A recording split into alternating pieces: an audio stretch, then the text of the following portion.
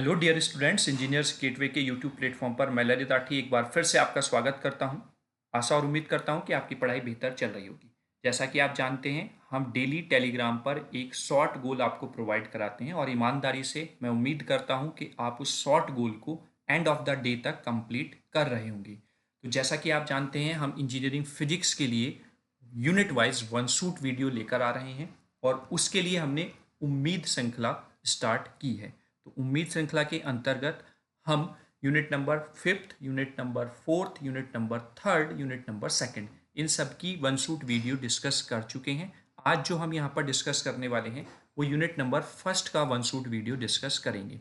जैसा कि आप जानते हैं, वन शूट वीडियो का उद्देश्य हमारा यहाँ पर है कम समय में सारी चीज़ें उस यूनिट की अच्छे से हम रिकॉल कर सकें। जो इंपॉर्टेंट टॉपिक हम यहाँ पर नहीं ले पाते हैं वो मैं आपको सजेशन कर देता हूँ कि आपको उस टॉपिक को भी अच्छे से तैयार करना है। देखिए, कुछ टॉपिक यूनिट वाइज ऐसे हैं, मैंने एक वीडियो आपको प्रोवाइड कराई है जिसमें हमने पूरे सिलेबस को फिजिक्स के डिस्कस किया है और उस सिलेबस के माध्यम से मैंने आपको ये बताने की कोशिश की है कि कौन सा टॉपिक किस पोर्शन से फिजिक्स में उस यूनिट में इम्पॉर्टेंट है। तो आपके लिए अगर कोई टॉपिक बहुत ज़्यादा इम्पॉर्टेंट है जिसमें से हमें पता है डेफिनेटली 100% 7 मार्क्स का क्वेश्चन आना ही आना है, तो अगर आप उसको 1 से 2 घंटा दे रहे हैं अच्छे से तैयार करने के लिए, तो वो समय आपका खराब नहीं जाएगा।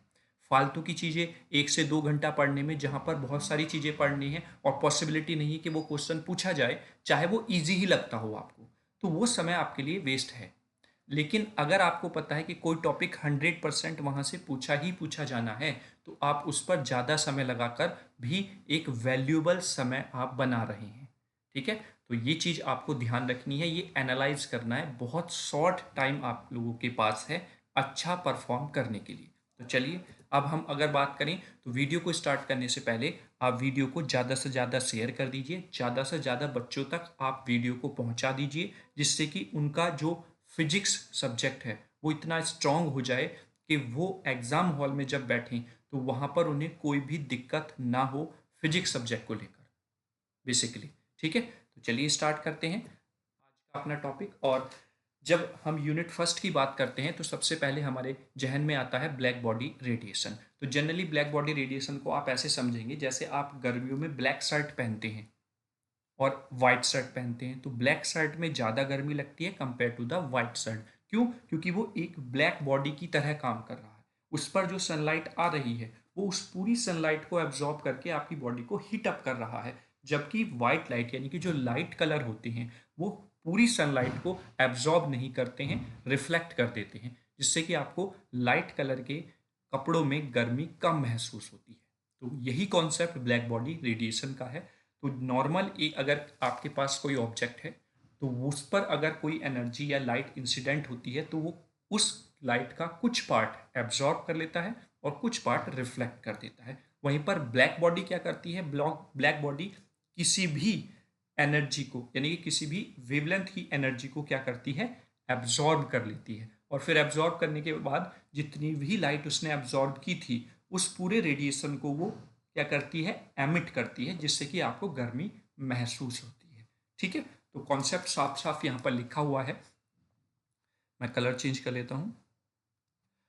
Normally, when some radiation falls on any object, then that object absorbs some radiation while reflects some radiation, and that's the reason that object visible to us। यानी कि इसी वजह से हमें ऑब्जेक्ट भी विजिबल होता है। भाई कहते हैं कि अंधेरे में कुछ नहीं दिखाई देता, वो इसलिए नहीं दिखाई देता क्योंकि जो अंधेरे में ऑब्जेक्ट्स पर लाइट गिर ही नहीं रही है, और उस पर लाइट जब तक नहीं गिरेगी तब तक रिफ्लेक्ट होकर हमारी आंखों पर नहीं आएगी, और आंखों पर जब तक लाइट नहीं पहुंचेगी तब तक वो ऑब्जेक्ट आपको विजिबल हो ही नहीं सकता। ठीक है, और यही कॉन्सेप्ट ब्लैक बॉडी में अगर हम देखें, on the other hand, when a body or object absorb all of the radiation falls on it, then that object called an ideal black body।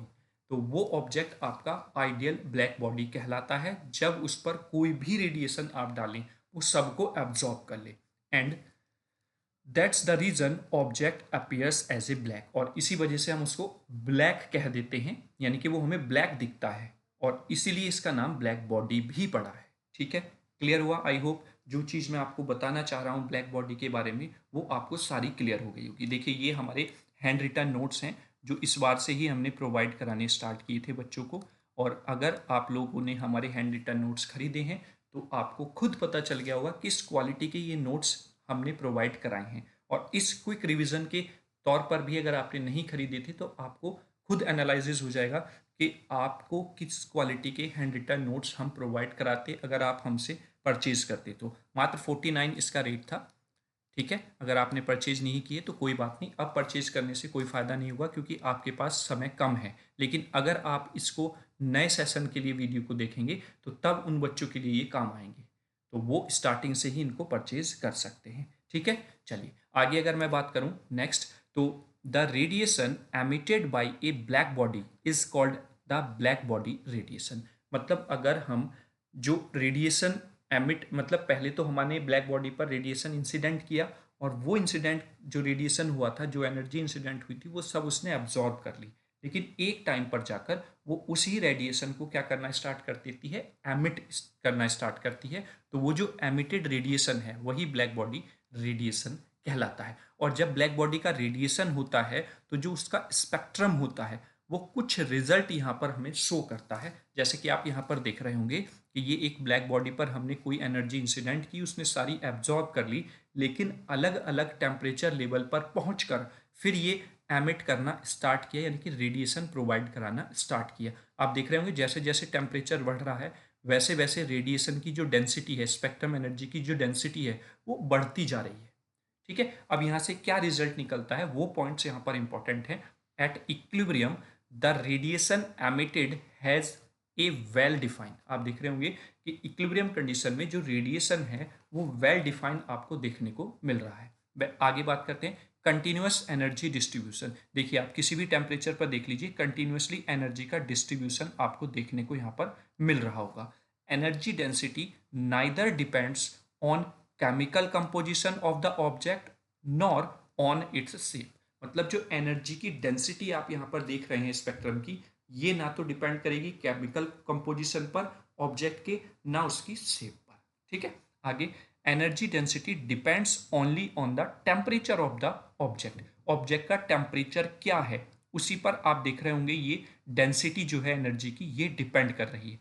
अलग अलग टेम्परेचर के लिए जो एनर्जी डेंसिटी है वो अलग अलग आप यहाँ पर देख रहे होंगे, तो उसके केमिकल कंपोजिशन या शेप से उसका कोई मतलब नहीं है। ठीक है, आगे the peak of the radiation spectrum occur at a frequency that is proportional to the temperature.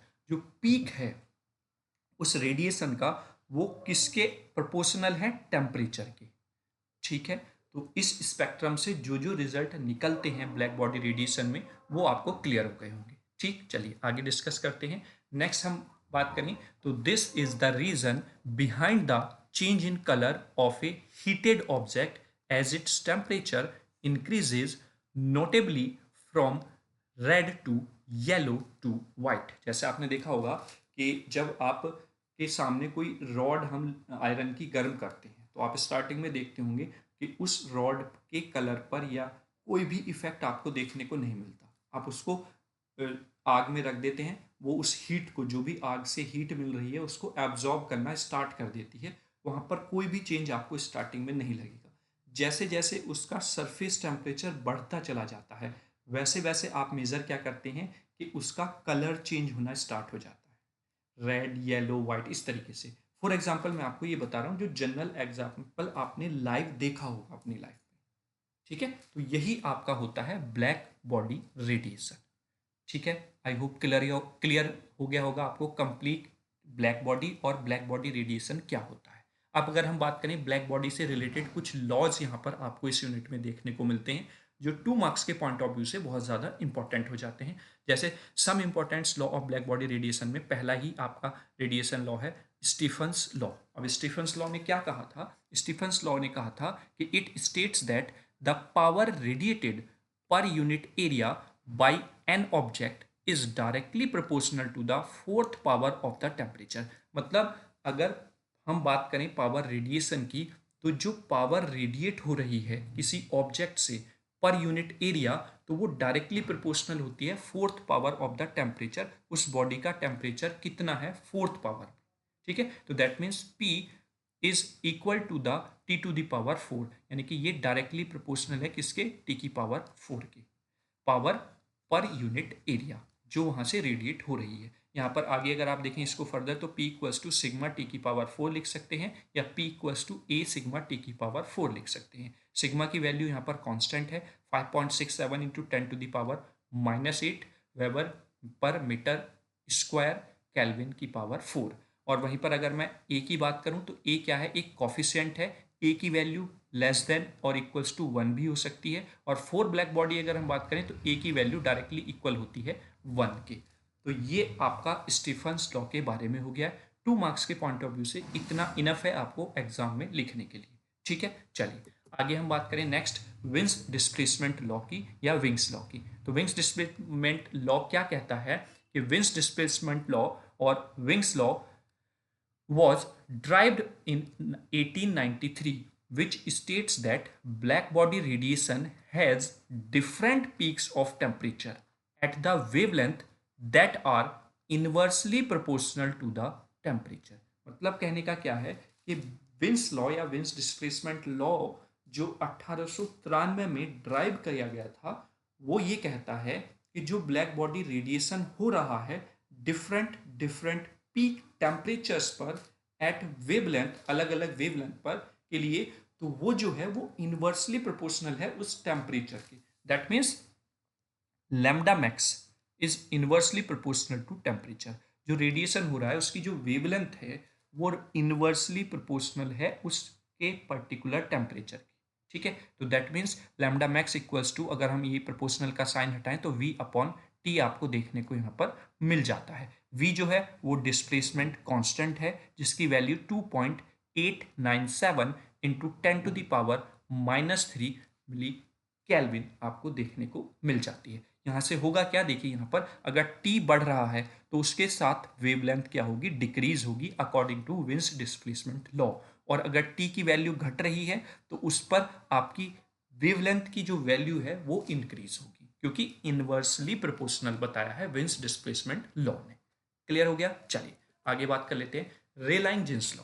ये भी 2 मार्क्स के पॉइंट ऑफ व्यू से इंपॉर्टेंट है। तो according to the Rayleigh Jeans law, the energy emitted by the black body per unit volume in the range of the wavelength from lambda to lambda plus D lambda is given by. मतलब black body radiation में जो पर unit volume में radiation हो रहा है उस wavelength की जो रेंज है वो लैम्डा से लैम्डा प्लस डी लैम्डा देखने को मिलेगी। और अगर हम इसको लिखें तो ई लैम्डा डी लैम्डा या फिर u lambda d lambda equals to 8 pi k T upon lambda की पावर 4 इंटू डी लैम्डा। ये आपका रिजल्ट हो जाता है रेलाइन-जीन्स लॉ का, जहां पर के क्या है, बोल्ट्जमैन कांस्टेंट है जिसकी वैल्यू होती है 1.38 into 10 to the power -3 joule per kelvin. ठीक, अब इसकी कुछ लिमिटेशंस है। लिमिटेशंस क्या है, limitations of this law was that it explain energy distribution only in the larger wavelength region of the black body radiation spectrum. मतलब Rayleigh Jeans law की जो एक लिमिटेशन थी वो ये थी कि ये केवल और केवल एनर्जी डिस्ट्रीब्यूशन को बताता है जब हम लॉन्गर वेवलेंथ रीजन की बात करते हैं बॉडी के, यानी कि बॉडी में से जो रेडिएशन हो रहा है, रेडिएशन स्पेक्ट्रम जब हम बात करें तो वो केवल और केवल ये लॉ एक्सप्लेन करता है लॉन्गर वेवलेंथ रीजन को। वहीं पर अगर हम विंस डिस्प्लेसमेंट लॉ की बात करें तो वो शॉर्टर वेवलेंथ वाले रीजन को ही एक्सप्लेन कर पा रहा था, तभी ये लॉ बना था। यानी कि उसकी जो लिमिटेशन थी उसको कम करने के लिए ये रेलाइन-जीन्स लॉ आया। लेकिन इसमें क्या प्रॉब्लम हुई कि वो केवल और केवल लॉन्गर वेवलेंथ रीजन को ही एक्सप्लेन कर पा रहा था, जबकि विंस डिस्प्लेसमेंट लॉ जो था वो शॉर्टर वेवलेंथ को एक्सप्लेन कर रहा था। ठीक है, तो दोनों जो मेथड्स थे वो फेल हो गए क्योंकि उसमें आपको कहीं ना कहीं लिमिटेशन देखने को मिल जाती है, क्योंकि जैसे जैसे लैम्डा की तरफ, लैम्डा की जो वैल्यू है वो जीरो की तरफ अप्रोच करती है तो ये फेल हो जाता है। मतलब कहने का ये है कि अगर लैम्डा जीरो होता है यहाँ पर अगर हम लैम्डा 0 कर देते हैं बेटा, तो ये जो एनर्जी है, एनर्जी डिस्ट्रीब्यूशन जो है, ये क्या हो जाएगा, ये इनफाइनाइट हो जाएगा। और इनफाइनाइट पॉसिबल नहीं है एनर्जी डिस्ट्रीब्यूशन। ठीक है, तो यानी कि ये जो लॉ था फॉर द शॉर्टर वेवलेंथ, ये क्या हो गया, फेल हो गया। ठीक, अब दोनों लॉ फेल हो गए हैं। अब फिर आता है प्लैंक्स रेडिएशन लॉ। अब प्लैंक्स रेडिएशन लॉ जो है, उसने इन दोनों के सॉल्यूशन को प्रोवाइड कराया, which explain the black body radiation spectrum for longer as well as shorter wavelength. जैसे कि आप यहाँ पर देख रहे होंगे, इस डायग्राम में पूरी सारी चीजें तीनों लॉ के बारे में बताई गई हैं। देखिए, ये तो आपका स्पेक्ट्रम है विंस डिस्प्लेसमेंट लॉ के लिए, फॉर द शॉर्टर वेवलेंथ सही है ना। मतलब शॉर्टर वेवलेंथ इसकी लिमिटेशन हो जाती है। वहीं पर अगर हम रेलाइन जेंस लॉ का यहाँ पर स्पेक्ट्रम देखें, तो इसकी लिमिटेशन है लॉन्गर वेवलेंथ। और अगर आप प्लैंक्स डिस्ट्रीब्यूशन लॉ देखते हैं, तो ये प्लैंक्स रेडिएशन डिस्ट्रीब्यूशन लॉ है यहाँ पर। ठीक है, ये पूरी, चाहे आपकी शॉर्टर वेवलेंथ हो, चाहे आपकी लॉन्गर वेवलेंथ हो, पूरा ब्लैक बॉडी स्पेक्ट्रम का जो रेडिएशन है उसको एक्सप्लेन करता है। ठीक, तो कहने का मतलब ऐसा क्यों हुआ, क्यों ये दोनों लॉ फेल हुए, because both laws was failed, they use classical mechanics, यानी कि क्लासिकल मैकेनिज्म जो था वो यूज कर रहे थे एक्सप्लेन करने के लिए ब्लैक बॉडी रेडिएशन को, क्योंकि इन्हें नहीं पता था कि जो क्वांटम मैकेनिज्म है वो भी कोई एक नया लॉजिक या नया मैकेनिज्म है ना। और इसमें क्लासिकल मैकेनिज्म में होता क्या है, it means that atom release energy continuously. इनका कहने, इन्होंने मान रखा था कि जो एटम है वो कंटिन्यूसली एनर्जी को रिलीज करता है, और इसी वजह से लॉ फेल हो गया। वहीं पर जो आपका प्लैंक्स डिस्ट्रीब्यूशन लॉ था, वो उसने यूज किया कॉन्सेप्ट क्वांटम मैकेनिज्म का, और क्वांटम मैकेनिज्म से ये क्लियर हो पाया कि जो एटम है उसके पास जो एनर्जी है वो डिस्क्रीट अमाउंट ऑफ एनर्जी की फॉर्म में एनर्जी अवेलेबल है। मतलब यहाँ पर कुछ E1 एनर्जी लेवल है, यहाँ पर E2 एनर्जी लेवल है, यहाँ पर E3 एनर्जी लेवल है, यहाँ पर E4 एनर्जी लेवल है, और सारे एनर्जी लेवल अलग अलग वैल्यू के हैं, है ना। क्लियर हुआ ना। तो आई होप आपको ये क्लियर हो गया होगा कि जो विंस लॉ और रेलाइन जींस लॉ थे वो क्यों फेल हुए, प्लैंक्स रेडिएशन लॉ क्यों नहीं फेल हुआ, क्योंकि रेलाइन और विंस लॉ, जो विंग्स डिस्प्लेसमेंट लॉ था, वो दोनों आपके किस मैकेनिज्म पे काम कर रहे थे, क्लासिकल मैकेनिज्म पर, जबकि प्लैंक्स जो डिस्ट्रीब्यूशन लॉ है वो आपका क्वांटम मैकेनिज्म पे काम करता है। ठीक है, अगर हम बात करें on the other hand, wings displacement law explain energy distribution only in the shorter wavelength, है ना, शॉर्टर वेवलेंथ रीजन के लिए एक्सप्लेन करता है। And also the energy emitted by the black body tends to zero at very high temperature, यानी कि इसके हिसाब से एट वेरी हाई टेम्परेचर जो ब्लैक बॉडी रेडिएशन है, वो एनर्जी जो एमिट हो रही है वो जीरो हो जाती है, which is the in contradiction with the experimental result. ये कॉन्ट्राडिक्शन यहाँ पर देखने को मिलता है विंस डिस्प्लेसमेंट लॉ में। आई होप आपको दोनों law with Planck's distribution law क्यों सक्सेस हो गया वो बहुत अच्छे से क्लियर हो गए होंगे।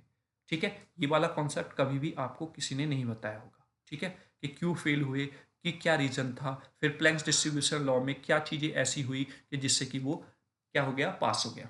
और इस पर बेस्ड लास्ट ईयर के सेकंड सेमेस्टर के क्वेश्चन पेपर में क्वेश्चन पूछा भी जा चुका है कॉन्सेप्चुअल फॉर्म में 7 नंबर में, कि क्वांटम मैकेनिज्म ऐसी कौन सी चीजों को एक्सप्लेन कर पाता है जो कि क्लासिकल मैकेनिज्म की हेल्प से एक्सप्लेन नहीं की गई है ना। तो वो चीज यहाँ पर हमने सारी चीजें डिटेल में, ये बताने का मुख्य उद्देश्य यही था कि अगर इस टाइप से भी आपसे क्वेश्चन पूछा जाता है तो आपको किसी भी समस्या का सामना ना करना पड़े। ठीक है, क्लियर। चलिए अब आगे चलते हैं। अब हम बात कर लेते हैं प्लैंक्स डिस्ट्रीब्यूशन लॉ का जो डेरिवेशन है, जो कि मोस्ट इंपॉर्टेंट है, वो हम यहाँ पर कवर करते हैं। ठीक है, चलिए हम स्टेप बाय स्टेप इसको देख लेते हैं। देखिए, ये लिखे हुए नोट्स लेकर आने का मोटिव यही है कि वीडियो लॉन्ग ना हो, एज ए रिवीजन आपका कम समय में पूरा यूनिट रिवाइज हो जाए। ठीक, चलिए। A black body consisting of all possible Planck's harmonic motion, oscillator भी हम बोल सकते हैं या हार्मोनिक मोशन भी बोल देते हैं, emit quanta of all possible frequencies. हमने मान लिया कि जो ब्लैक बॉडी से रेडिएशन हो रहा है उसमें सारे possible Planck's harmonic oscillation available है, हर एक फ्रीक्वेंसी का। ठीक है, तो हमने माना late us consider N0, N1, N2, N3 dot dot dot Nn Planck's harmonic motion oscillator which emit frequencies of 0 volt, 1 volt, 2 volt dot dot dot and energy जो वहां पर वो एमिट कर रहे हैं ई नॉट पर, यानी कि पहले वाले लेवल पर जीरो, क्योंकि आपको पता है ग्राउंड लेवल होता है सबसे नीचे, उस पर एनर्जी लेवल तो जीरो ही रहता है ना। फिर फर्स्ट E1 आएगा, फिर E2 आएगा, फिर E3 आएगा, इस तरीके से। तो E1 पर एच न्यू एनर्जी है, E2 पर 2h न्यू एनर्जी है और En पर NH न्यू एनर्जी है, क्योंकि अभी मैंने आपको बताया कि जो प्लैंक्स डिस्ट्रीब्यूशन लॉ है वो क्वांटम मैकेनिज्म पर काम कर रहा है। और क्वांटम मैकेनिज्म क्या बताता है कि जो एनर्जी डिस्ट्रीब्यूशन कर रहा है एटम या एमिट कर रहा है वो किस फॉर्म में कर रहा है, डिस्क्रीट एनर्जी लेवल। तो ये डिस्क्रीट एनर्जी लेवल ही दिखा रहा है कि ई नॉट लेवल पर जीरो एनर्जी है, E1 पर H न्यू एनर्जी है, E2 पर 2H न्यू एनर्जी है। ठीक है। Then the total number of harmonic oscillator की अगर हम बात करें तो हमने मान लिया कि पहले पर N1 N0 था, N1 था, N2 था, तो टोटल में क्या हो जाएगा, N equals to N0, N1, N2, N3 सबका हमने सम ले लिया। पहली इक्वेशन हमने इसको नाम दे दिया। फिर अगर मैं टोटल एनर्जी जो एमिट हो रही है उसकी बात करूं तो वो भी क्या हो जाएगा कि जो नंबर है, जो नंबर ऑफ ऑस्किलेशन है और उस लेवल पर एनर्जी लेवल क्या है उनका मल्टीप्लीकेशन। जैसे हम एन नॉट की बात करते हैं, उस पर एनर्जी कितना है, ई नॉट, तो ई नॉट एन नॉट हो जाएगा, फिर E1 N1 हो जाएगा, E2 N2 हो जाएगा, उनका सबका एल्जेब्रिक सम हम यहाँ पर टोटल एनर्जी जो एमिट कर रहा है ब्लैक बॉडी वो यहाँ से इस तरीके से कैलकुलेट कर सकते हैं। ठीक है, तो ऐसे ही ये इक्वेशन नंबर सेकंड हो जाती है। आई होप यहाँ तक आपको इस डेरिवेशन में कोई प्रॉब्लम नहीं हो रही होगी। चलिए आगे अब हम बात करते हैं मैक्सवेल्स बोल्ट्जमैन डिस्ट्रीब्यूशन लॉ की। उसके अकॉर्डिंग क्या होता है कि एन आर इक्वल्स टू होता है एन नॉट की power minus E R upon के टी।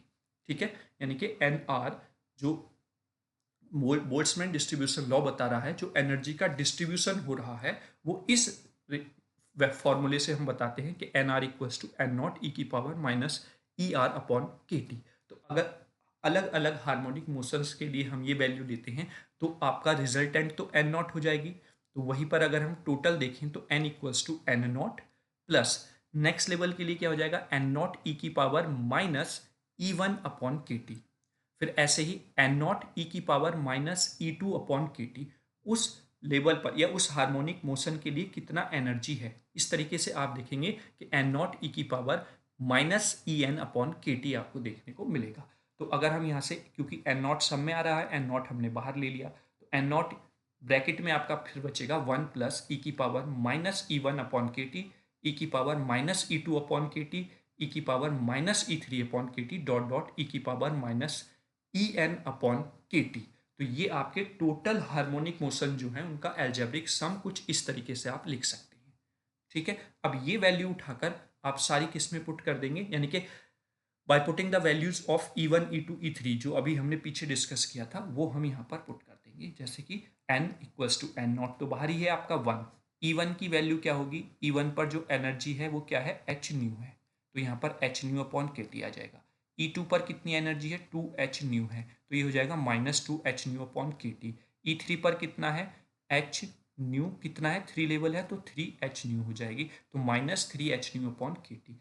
इस तरीके से आप यहाँ पर देख सकते हैं। तो ई एन पर कितना हो जाएगा, एन एच न्यू अपॉन के टी एनर्जी आपको देखने को मिल जाएगी यहाँ पर। अब डेरिवेशन क्योंकि बड़ा होता जा रहा है तो हमने क्या किया, एच न्यू अपॉन के टी को एक्स मान लिया है। लेट एच न्यू अपॉन के T equals to x. Otherwise अगर आप इसको अवॉइड करें तो कोई प्रॉब्लम नहीं है, आप इसको कंटिन्यूसली कर सकते हैं। ठीक है, तो जब हमने एक्स को एच न्यू अपॉन के टी कंसिडर किया तो एन नॉट ब्रैकेट में 1 प्लस ई की power minus x plus E की power minus 2x plus E की power minus 3x dot dot dot E की पावर माइनस एक्स। ये आपके एन सिंपल हार्मोनिक मोशन जो हो रहे हैं उसकी वैल्यू आपको यहाँ पर मिल जाएगी। क्लियर हुआ? आई होप यहाँ तक आपको कोई समस्या नहीं हुई होगी। बहुत आसानी से स्टेप बाय स्टेप आप इसको करके ले जाएंगे। देखिए, जब भी आप फिजिक्स की वन शूट वीडियो देखें, मैं हर बार आपसे कहता हूँ कि आप नोटबुक अपने पास और पेन जरूर लेकर बैठें। जब डेरिवेशन स्टार्ट हो जाए तो तुरंत आप अपना पेन उठाएं और डेरिवेशन को एक बार अपने आप से लिखना स्टार्ट करते चले जाएं। मैं साथ के साथ समझा रहा हूँ, आप नोट करते चले जाएं। ठीक है, उससे जल्दी क्लियर होगा, आपको रिवीजन करते समय ज़्यादा टाइम नहीं लेना पड़ेगा। ठीक है, चलिए आगे बात करते हैं हम। जब हमने ये सारी चीज़ें कर ली तो हमारे पास एक एक्सप्रेशन आया, लुक्स लाइक 1 प्लस ई की पावर माइनस ए प्लस ई की power minus 2a plus E की power minus 3a dot dot dot E की पावर माइनस एन ए। तो ये एक्सप्रेशन होता है expendable form of 1 minus E की पावर माइनस ए की अगर हम होल पावर माइनस 1 करते हैं तो अब हम यहाँ पर रिप्लेस कर सकते हैं पिछली इक्वेशन में इस एक्सप्रेशन के अकॉर्डिंग। तो so that n equals to हो जाएगा n नॉट 1 माइनस ई की पावर माइनस एक्स की पावर माइनस 1, क्योंकि वहां पर x की टर्म में हम वैल्यू को लिख रहे थे। ठीक है, तो अगर मैं इसको अपॉन में लिख लूँ तो then we write n not upon 1 plus E की पावर माइनस एक्स। अब हम x की वैल्यू यहाँ पर पुट कर देते हैं जो कि एच न्यू अपॉन के टी थी। Then N not upon 1 minus E की पावर एच न्यू अपॉन के टी, इक्वेशन नंबर 3 आपकी आ जाती है। यहां तक कोई समस्या आपको नहीं हुई। चलिए आगे बात कर लेते हैं। अब हम बात कर लेते हैं टोटल एनर्जी जो हार्मोनिक ऑस्किलेशन हो रहे हैं उनके कारण, यानी कि जो इक्वेशन नंबर 2 थी हमारी, वो क्या थी, E equals to E naught N not E one N naught, oh sorry N one, फिर E2 N2 था। तो ई नॉट की वैल्यू तो जीरो लेवल पर जीरो है एनर्जी, एन नॉट हो जाएगा। फिर E1 क्या होगा, एच न्यू। फिर N1 क्या है वो हमने यहाँ पर वैल्यू पुट कर दी। फिर ऐसे ही E2 2H न्यू और E2 की वैल्यू हमने पुट कर दी। तो ऐसे ही हमने ये वैल्यू यहाँ पर पुट कर दी है। जब आपने यहाँ पर वैल्यूज पुट की तो पहली वाली टर्म तो हो गई जीरो। आगे की टर्म में आप देखें तो एच न्यू ई की power minus H nu upon के टी और एन नॉट, ये पूरी टर्म आपकी बाहर आ जाएंगी हर एक टर्म से। तो जब हमने ये वाली सारी टर्म बाहर ले ली, H nu N not E की power minus H nu upon के टी, तो पहली वाली टर्म यहाँ से तो बच गया 1, तो ये 1 हो गया। अब यहाँ पर क्या था, 2H न्यू, तो पहले तो 2 बच जाएगा यहाँ से। फिर ई की पावर माइनस एच न्यू लिया है, यहाँ पर ई की पावर माइनस 2H न्यू है, तो एक एच न्यू तो बाहर आ गया, तो यहाँ पर बचेगा ई की power minus H nu upon के टी। फिर आगे यहाँ से नेक्स्ट जो टर्म आएगी वहां पर ये 3 होगा, तो 3 बचा यहाँ से, ई की power minus H nu upon के टी हो जाएगा। तो इस तरीके से आपको यहाँ पर वैल्यू मिल जाएंगी। यहाँ पर आप लिखेंगे 2H न्यू बेटा, ठीक है, क्योंकि यहाँ 3 पर है ना, ई की power minus 3H new upon के टी, एक एच न्यू अपॉन के टी बाहर आ गया, तो ई की पावर माइनस 2 बचेगा यहाँ पर। ठीक, ऐसे ये क्या हो जाएगा, अगर हम n पर पहुंचेंगे क्योंकि एक एक लेवल कम हो गया है, तो minus N minus 1 h nu upon के टी आपको यहाँ पर देखने को मिल जाएगा। तो ये भी एक एक्सप्रेशन बन गया है जो कि 1 प्लस 2 ई की पावर माइनस ए, 3 ई की पावर माइनस 2a, 4 ई की पावर माइनस 3a। इस तरीके से अगर आपके पास टर्म है तो वो आपको लिखनी होगी 1 अपॉन 1 माइनस ए की पावर माइनस ए की पावर माइनस 2 होता है, जो कि मैंने ऑलरेडी अपॉन में लिख दिया है। तो यहां से एनर्जी की वैल्यू क्या आ जाएगी, E equals to H nu N not E की power minus H nu upon के टी अपॉन 1 माइनस ई की power minus H nu upon के टी का स्क्वायर। ये इक्वेशन नंबर 4 हो जाती है। आई होप एन की कंप्लीट वैल्यू इक्वेशन नंबर 3 कैसे कैलकुलेट की है वो, और ई यानी कि टोटल रेडिएटेड एनर्जी जो है उन सब कंप्लीट हार्मोनिक ऑस्किलेटर से वो ई की वैल्यू जो कि इक्वेशन नंबर 4 में हमने फाइंड आउट की है, वो दोनों वैल्यूज आपको क्लियर हो गई होंगी कैसे हमने उनको ड्राइव किया है। ठीक है, चलिए अब आगे देखते हैं। आगे हमें क्या करना है, हमें निकालना है एनर्जी पर हार्मोनिक ऑस्किलेटर। वो क्या हो जाएगा, एनर्जी पर हार्मोनिक ऑस्किलेटर, यानी कि ई रेशो एन हमको फाइंड आउट करना है। तो ई रेशो एन के लिए आप दोनों वैल्यूज पुट कर देंगे, तो E upon N equals to क्या हो जाएगा, हमने यहाँ पर ई की वैल्यू पुट कर दी, हमने यहाँ पर एन की वैल्यू पुट कर दी। तो आप यहाँ पर देख रहे होंगे कि ये इससे एक बार टर्म कैंसिल आउट हो जाएगी। ठीक है, फाइनल हमें क्या मिला, E upon N equals to H nu E की power minus H nu upon के टी। आप देख रहे होंगे एन नॉट कहाँ चला गया, ये एन नॉट यहाँ पर कैंसिल आउट हो गया, वो आगे मैंने करके दिखाया हुआ है। यानी कि क्योंकि ये डिवीजन वाली टर्म डिवीजन के अपॉन में है, तो इसको हमने मल्टीप्लाई में लिखा तो इनवर्स कर दिया, तो वो कैंसिल आउट हो गई टर्म आपके साथ। ये वाला एक स्क्वायर इसको कैंसिल आउट कर देगा, एन नॉट से एन नॉट कैंसिल आउट हो गया, तो यहाँ पर बचा हमारे पास एच न्यू ई की power minus H nu upon के टी अपॉन में 1 माइनस ई की पावर एच न्यू अपॉन के टी। ठीक है, अब हम क्या करते हैं, इसको उठाकर ले आते हैं नीचे। तो जब हम नीचे लेकर आए तो आप इसको अपॉन में लिखेंगे, और जब अपॉन में लिखेंगे तो अगर मैं इसको सॉल्व आउट करूँ तो 1 अपॉन ये आ जाएगा, और ये दोनों सेम है तो ये कट हो जाएंगे एक दूसरे से। Then finally you get the E upon N, जो एनर्जी पर हार्मोनिक मोशन का जो रेशो है वो आ जाएगा एच न्यू अपॉन ई की पावर एच न्यू अपॉन के T minus one. This is the derivation या फिर derivative form of the Planck's distribution law.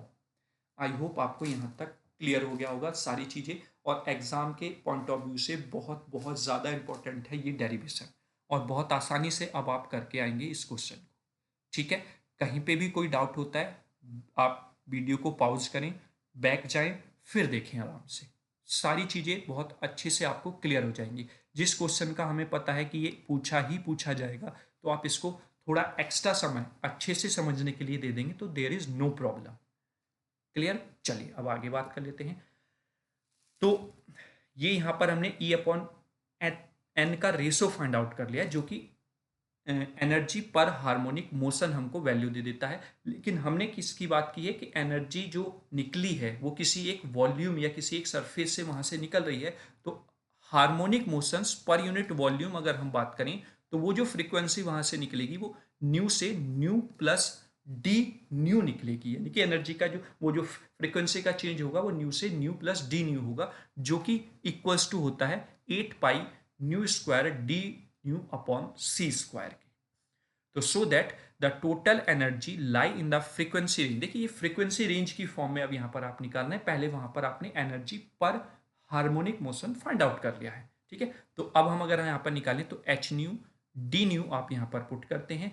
चूंकि न्यू से न्यू प्लस डी न्यू आपकी वैल्यू जा रही है, तो अगर हम इन दोनों का डिफरेंस निकालें तो डी न्यू यहां पर आपको मिलता है, तो डी न्यू की वैल्यू आप यहां पर पुट कर देंगे, ये आपने पुट कर दी।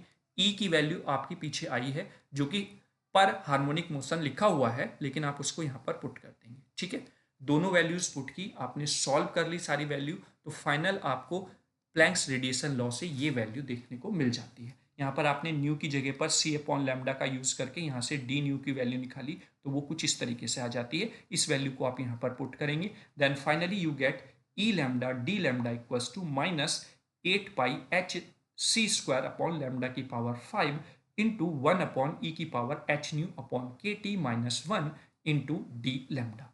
आई होप आपको क्लियर हो गया होगा कि आपको, जी देखिए मैंने शायद लास्ट में जो लास्ट वाली स्लाइड थी वहां पर मैंने बता दिया था कि ये डेरिवेशन यहाँ पर कंप्लीट हो गया।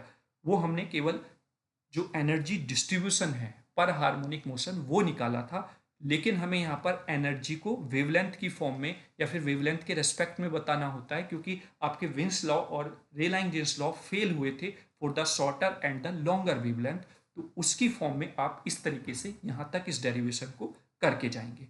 ठीक है, तो ये आपका प्लैंक्स डिस्ट्रीब्यूशन लॉ हो जाता है। आई होप यहाँ तक आपको कोई भी प्रॉब्लम नहीं होगी, बहुत सारी चीज़ें आपको आसानी से सारी चीज़ें क्लियर हो गई होंगी। ठीक है, चलिए तो प्लैंक्स डिस्ट्रीब्यूशन लॉ आपका यहीं पर खत्म हो जाता है, इसका डेरिवेशन आपको यहाँ तक करके दिखाना है। इसके बाद जो हम बात करेंगे वो है हमारा इस यूनिट का दूसरा most most most important topic, जो कि है कॉम्पटन। थोड़ा सा मैं कॉम्पटन इफेक्ट के बारे में बताना चाहता हूँ।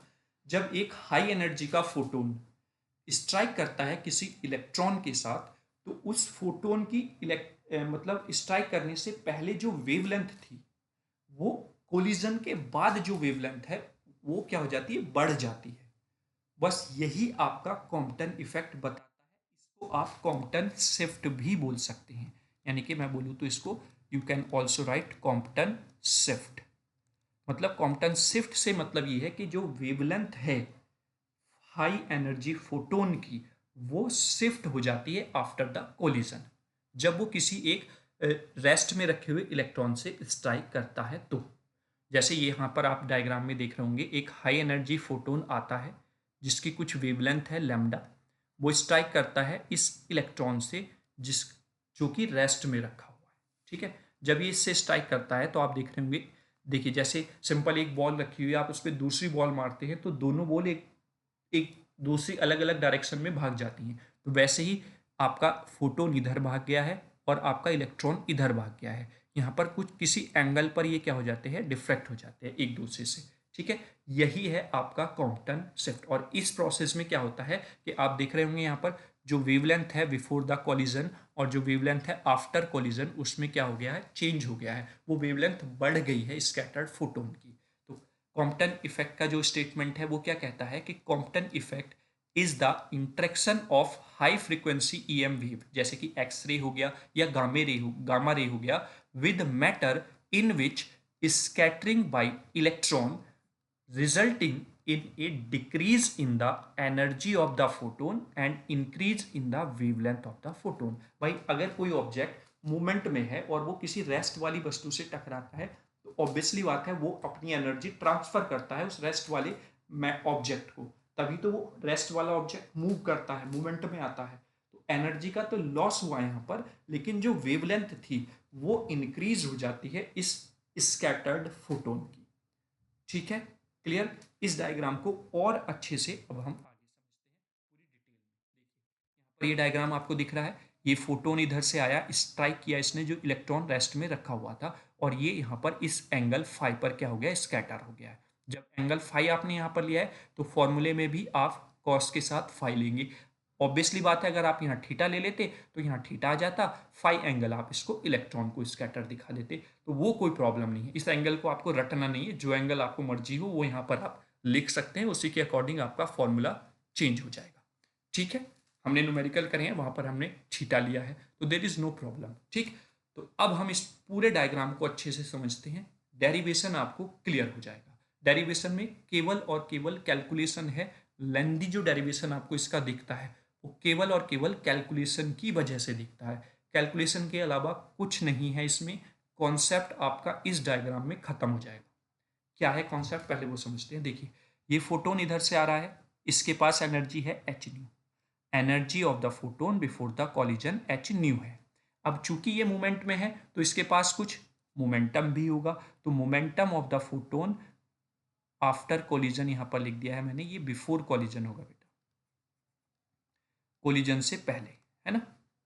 बिफोर कॉलिजन जो है वो मोमेंटम आपके पास ये है, P equals to H nu upon C. ठीक है, क्लियर हो गया यहाँ तक, कोई प्रॉब्लम नहीं होगी। चलिए आगे बात करते हैं इस इलेक्ट्रॉन की। चूंकि इलेक्ट्रॉन रेस्ट में है तो उसके पास क्या एनर्जी होती है रेस्ट में, M not C square, Einstein के according energy of electron before collision. जबकि ये रेस्ट में रखा हुआ है तो इसके पास मोमेंटम क्या होगा, जीरो होगा, कोई मोमेंटम होगा ही नहीं, तो momentum of electron before the collision क्या है, जीरो है। जैसे ही ये इससे टकराया तो अब इसमें चेंजेस हो गए, यानी कि इसका एनर्जी भी चेंज हो जाएगा, इसका मोमेंटम भी चेंज हो जाएगा। तो एनर्जी जो है आफ्टर कॉलिजन जो हो गया वो हो गया एच न्यू डैश। अब मोमेंटम आफ्टर द कोलिजन जो है फोटोन का वो हो गया p dash equals to H nu dash upon c. Clear हो गया। चलिए अब हम बात करते हैं इलेक्ट्रॉन की। इलेक्ट्रॉन के पास एनर्जी थी एम नॉट सी स्क्वायर, जो कि चेंज हो गई एम सी स्क्वायर में। आपने पढ़ा होगा relativistic mechanism for the mass. अब तो आपके सिलेबस में नहीं है, पहले आपके सिलेबस में होता था। तो उसमें क्या होता था कि जब कोई ऑब्जेक्ट मूव कर रहा है किसी वी वेलोसिटी से तो उसका मास भी चेंज हो जाता है, अगर वो स्पीड ऑफ लाइट की स्पीड से मूव करता है तो, या उसके अप्रोक्सीमेटली स्पीड से मूव करता है तो। ठीक है, तो उस हिसाब से इस इलेक्ट्रॉन का भी एनर्जी जो है वो चेंज हो जाएगा एम सी स्क्वायर में। ठीक है, और इसके पास मोमेंटम भी आ जाएगा जो कि P equals to m v हो जाएगा। ये P जो है ये फॉर इलेक्ट्रॉन है ना, और ये फॉर द फोटोन था। इस तरीके से आप लिख सकते हैं यहाँ पर फोटोन, जिससे कि आप कंफ्यूज ना हो, क्योंकि यहाँ पर भी P लिखा हुआ है। तो ये मोमेंटम ऑफ इलेक्ट्रॉन हो गया आफ्टर द कोलिजन, कोलिजन के बाद इतना मोमेंटम आपके ऑब्जेक्ट के पास रहेगा। ठीक है, क्लियर हो गया। आई होप यहाँ तक कोई प्रॉब्लम आपको नहीं हो रही होगी। इस डायग्राम को आपको बहुत बेहतर तरीके से समझ लेना है। अब यहीं पर इस डायग्राम में अगर हम ध्यान से देखें तो इक्विलिब्रियम कंडीशन होगी, मतलब कहने का क्या है कि जो एनर्जी है, एनर्जी कंजर्वेशन लॉ क्या कहता है, या मोमेंटम कंजर्वेशन लॉ क्या कहता है कि जितना एनर्जी पहले था मतलब बिफोर कोलिजन था उतना ही एनर्जी आफ्टर कोलिजन होगा, बस फोटोन की जो एनर्जी है वो इलेक्ट्रॉन पर चली गई है। वैसे ही जितना मोमेंटम कोलिजन से पहले था उतना ही मोमेंटम कोलिजन के बाद है, बशर्ते फोटोन का मोमेंटम ट्रांसफर हो गया है इलेक्ट्रॉन पर। क्लियर, यही कॉन्सेप्ट है बस।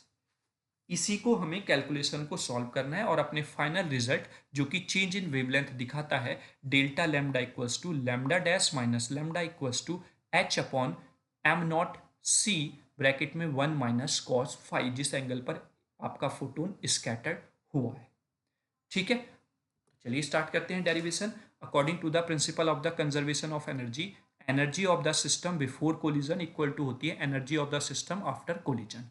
तो एनर्जी बिफोर कोलिजन इलेक्ट्रॉन और इलेक्ट्रॉन और फोटोन की क्या है? फोटोन की एच न्यू है, इलेक्ट्रॉन की एम नॉट सी स्क्वायर है। इसीलिए मैंने कहा था कि डायग्राम को बहुत अच्छे से आप क्लियर कर लें। और आफ्टर कोलिजन क्या हो गया? एच न्यू डैश हो गया और एम सी का स्क्वायर हो गया।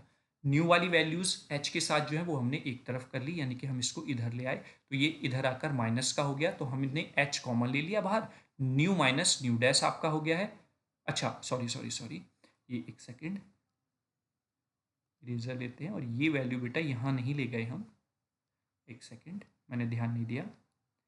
ये वैल्यू हम, इसको हमने यहीं पर रोका है, इसको हम इधर ले गए हैं, तो जब ये इधर जाएगा तो न्यू डैश वाली वैल्यू जो वो माइनस हो जाएगी, तो एच कॉमन ले लिया, न्यू माइनस न्यू डैश आपको मिलेगा, plus am not C square आपको यहाँ पर देखने को मिल जाएगा। ये इक्वेशन फर्स्ट हमने मान ली है, ठीक है। अब फॉर द मोमेंटम बात करें तो principal of the conservation of momentum, जैसा कि मैंने बताया कि मोमेंटम, अब देखो मोमेंटम जो है वो दो डायरेक्शन में हो रहा है। ये आप देख रहे होंगे, फोटोन इधर जा रहा है, इलेक्ट्रॉन इधर जा रहा है। तो अगर मैं यहाँ पर एक्सिस खींच लेता हूँ ये, तो एक्सिस अगर आप ध्यान से देखें तो जो मोमेंटम हुआ है, चाहे आप फोटोन का ले लें चाहे आप इलेक्ट्रॉन का ले लें, वो दोनों एक्सिस के अलोंग हो रहा है, एक्स एक्सिस के अलोंग भी और वाई एक्सिस के अलोंग भी। यानी कि जिस डायरेक्शन में रेडिएशन हुआ उस डायरेक्शन में भी, और उसके परपेंडिकुलर भी। ये जिस डायरेक्शन में ये इधर से फोटोन आ रहा था, ये रेडिएशन की डायरेक्शन होगी, यानी कि ये, और उसके परपेंडिकुलर यानी कि इस डायरेक्शन। तो दो डायरेक्शन में मोमेंटम आपको कैलकुलेट करना होगा। तो along the direction of the radiation अगर मैं बात करूं, यानी कि इस डायरेक्शन में, तो फोटोन का बिफोर कॉलिजन क्या था? एच न्यू अपॉन सी था, जबकि इलेक्ट्रॉन रेस्ट में था तो वो जीरो था। अब आफ्टर कोलिजन, चूंकि ये फाई एंगल पर कोलाइड किया है, ये थीटा एंगल पर कोलाइड किया है, तो इसके बाद आफ्टर कोलिजन क्या होगा? एच न्यू डैश अपॉन सी। ये तो आपने देख लिया पीछे, लेकिन चूंकि along the direction of radiation बात कर रहे हैं, यानी कि एक्स एक्सिस पर बात कर रहे हैं, तो कॉस फाई आ जाएगा। वहीं पर इलेक्ट्रॉन कोलाइड हुआ है या स्कैटर्ड हुआ है कोलिजन के बाद थीटा एंगल पर, तो एम वी तो मोमेंटम हो गया इसके पास, लेकिन कॉस थीटा के साथ।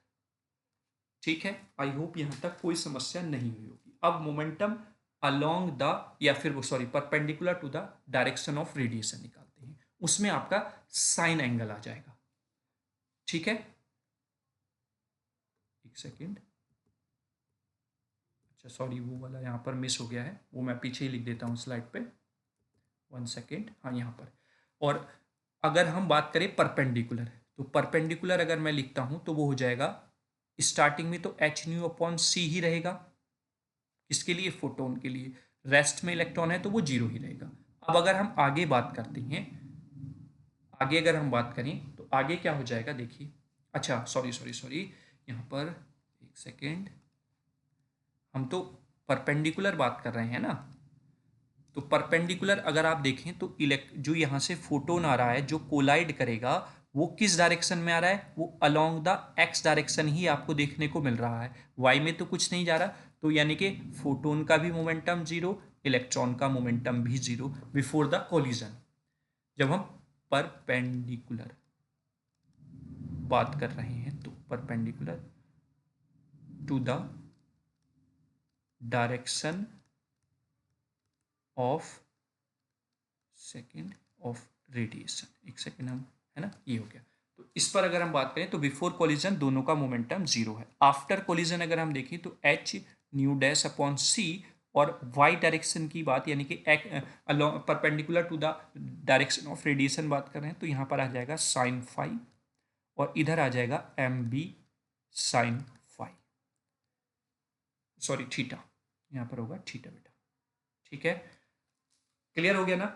ये वाला स्टेप मिस हो गया वहां पर, तो हमने यहाँ पर ये लिख दिया है, मेंशन कर दिया है। तो अब इन्हीं को हमें सॉल्व आउट करना है, दोनों का हम ऐड करेंगे, स्क्वायर करेंगे, वो सारा प्रोसेस हमको करना है। तो वो फर्दर हम जल्दी जल्दी देख लेते हैं क्या क्या हमने यहाँ पर किया।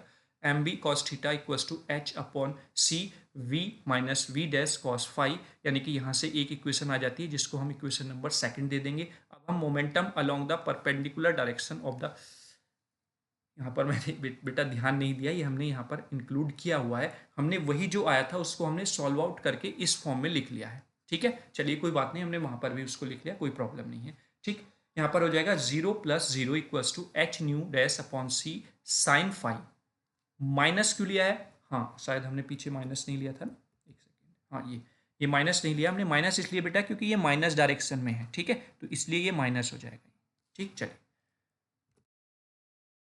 अब अगर मैं बात यहाँ पर करता हूँ तो minus m v sine theta हो जाएगा ये आफ्टर द कोलिजन। तो अगर हम इसको लिखते हैं तो m v c sine theta equals to H nu dash sine five हो जाएगा।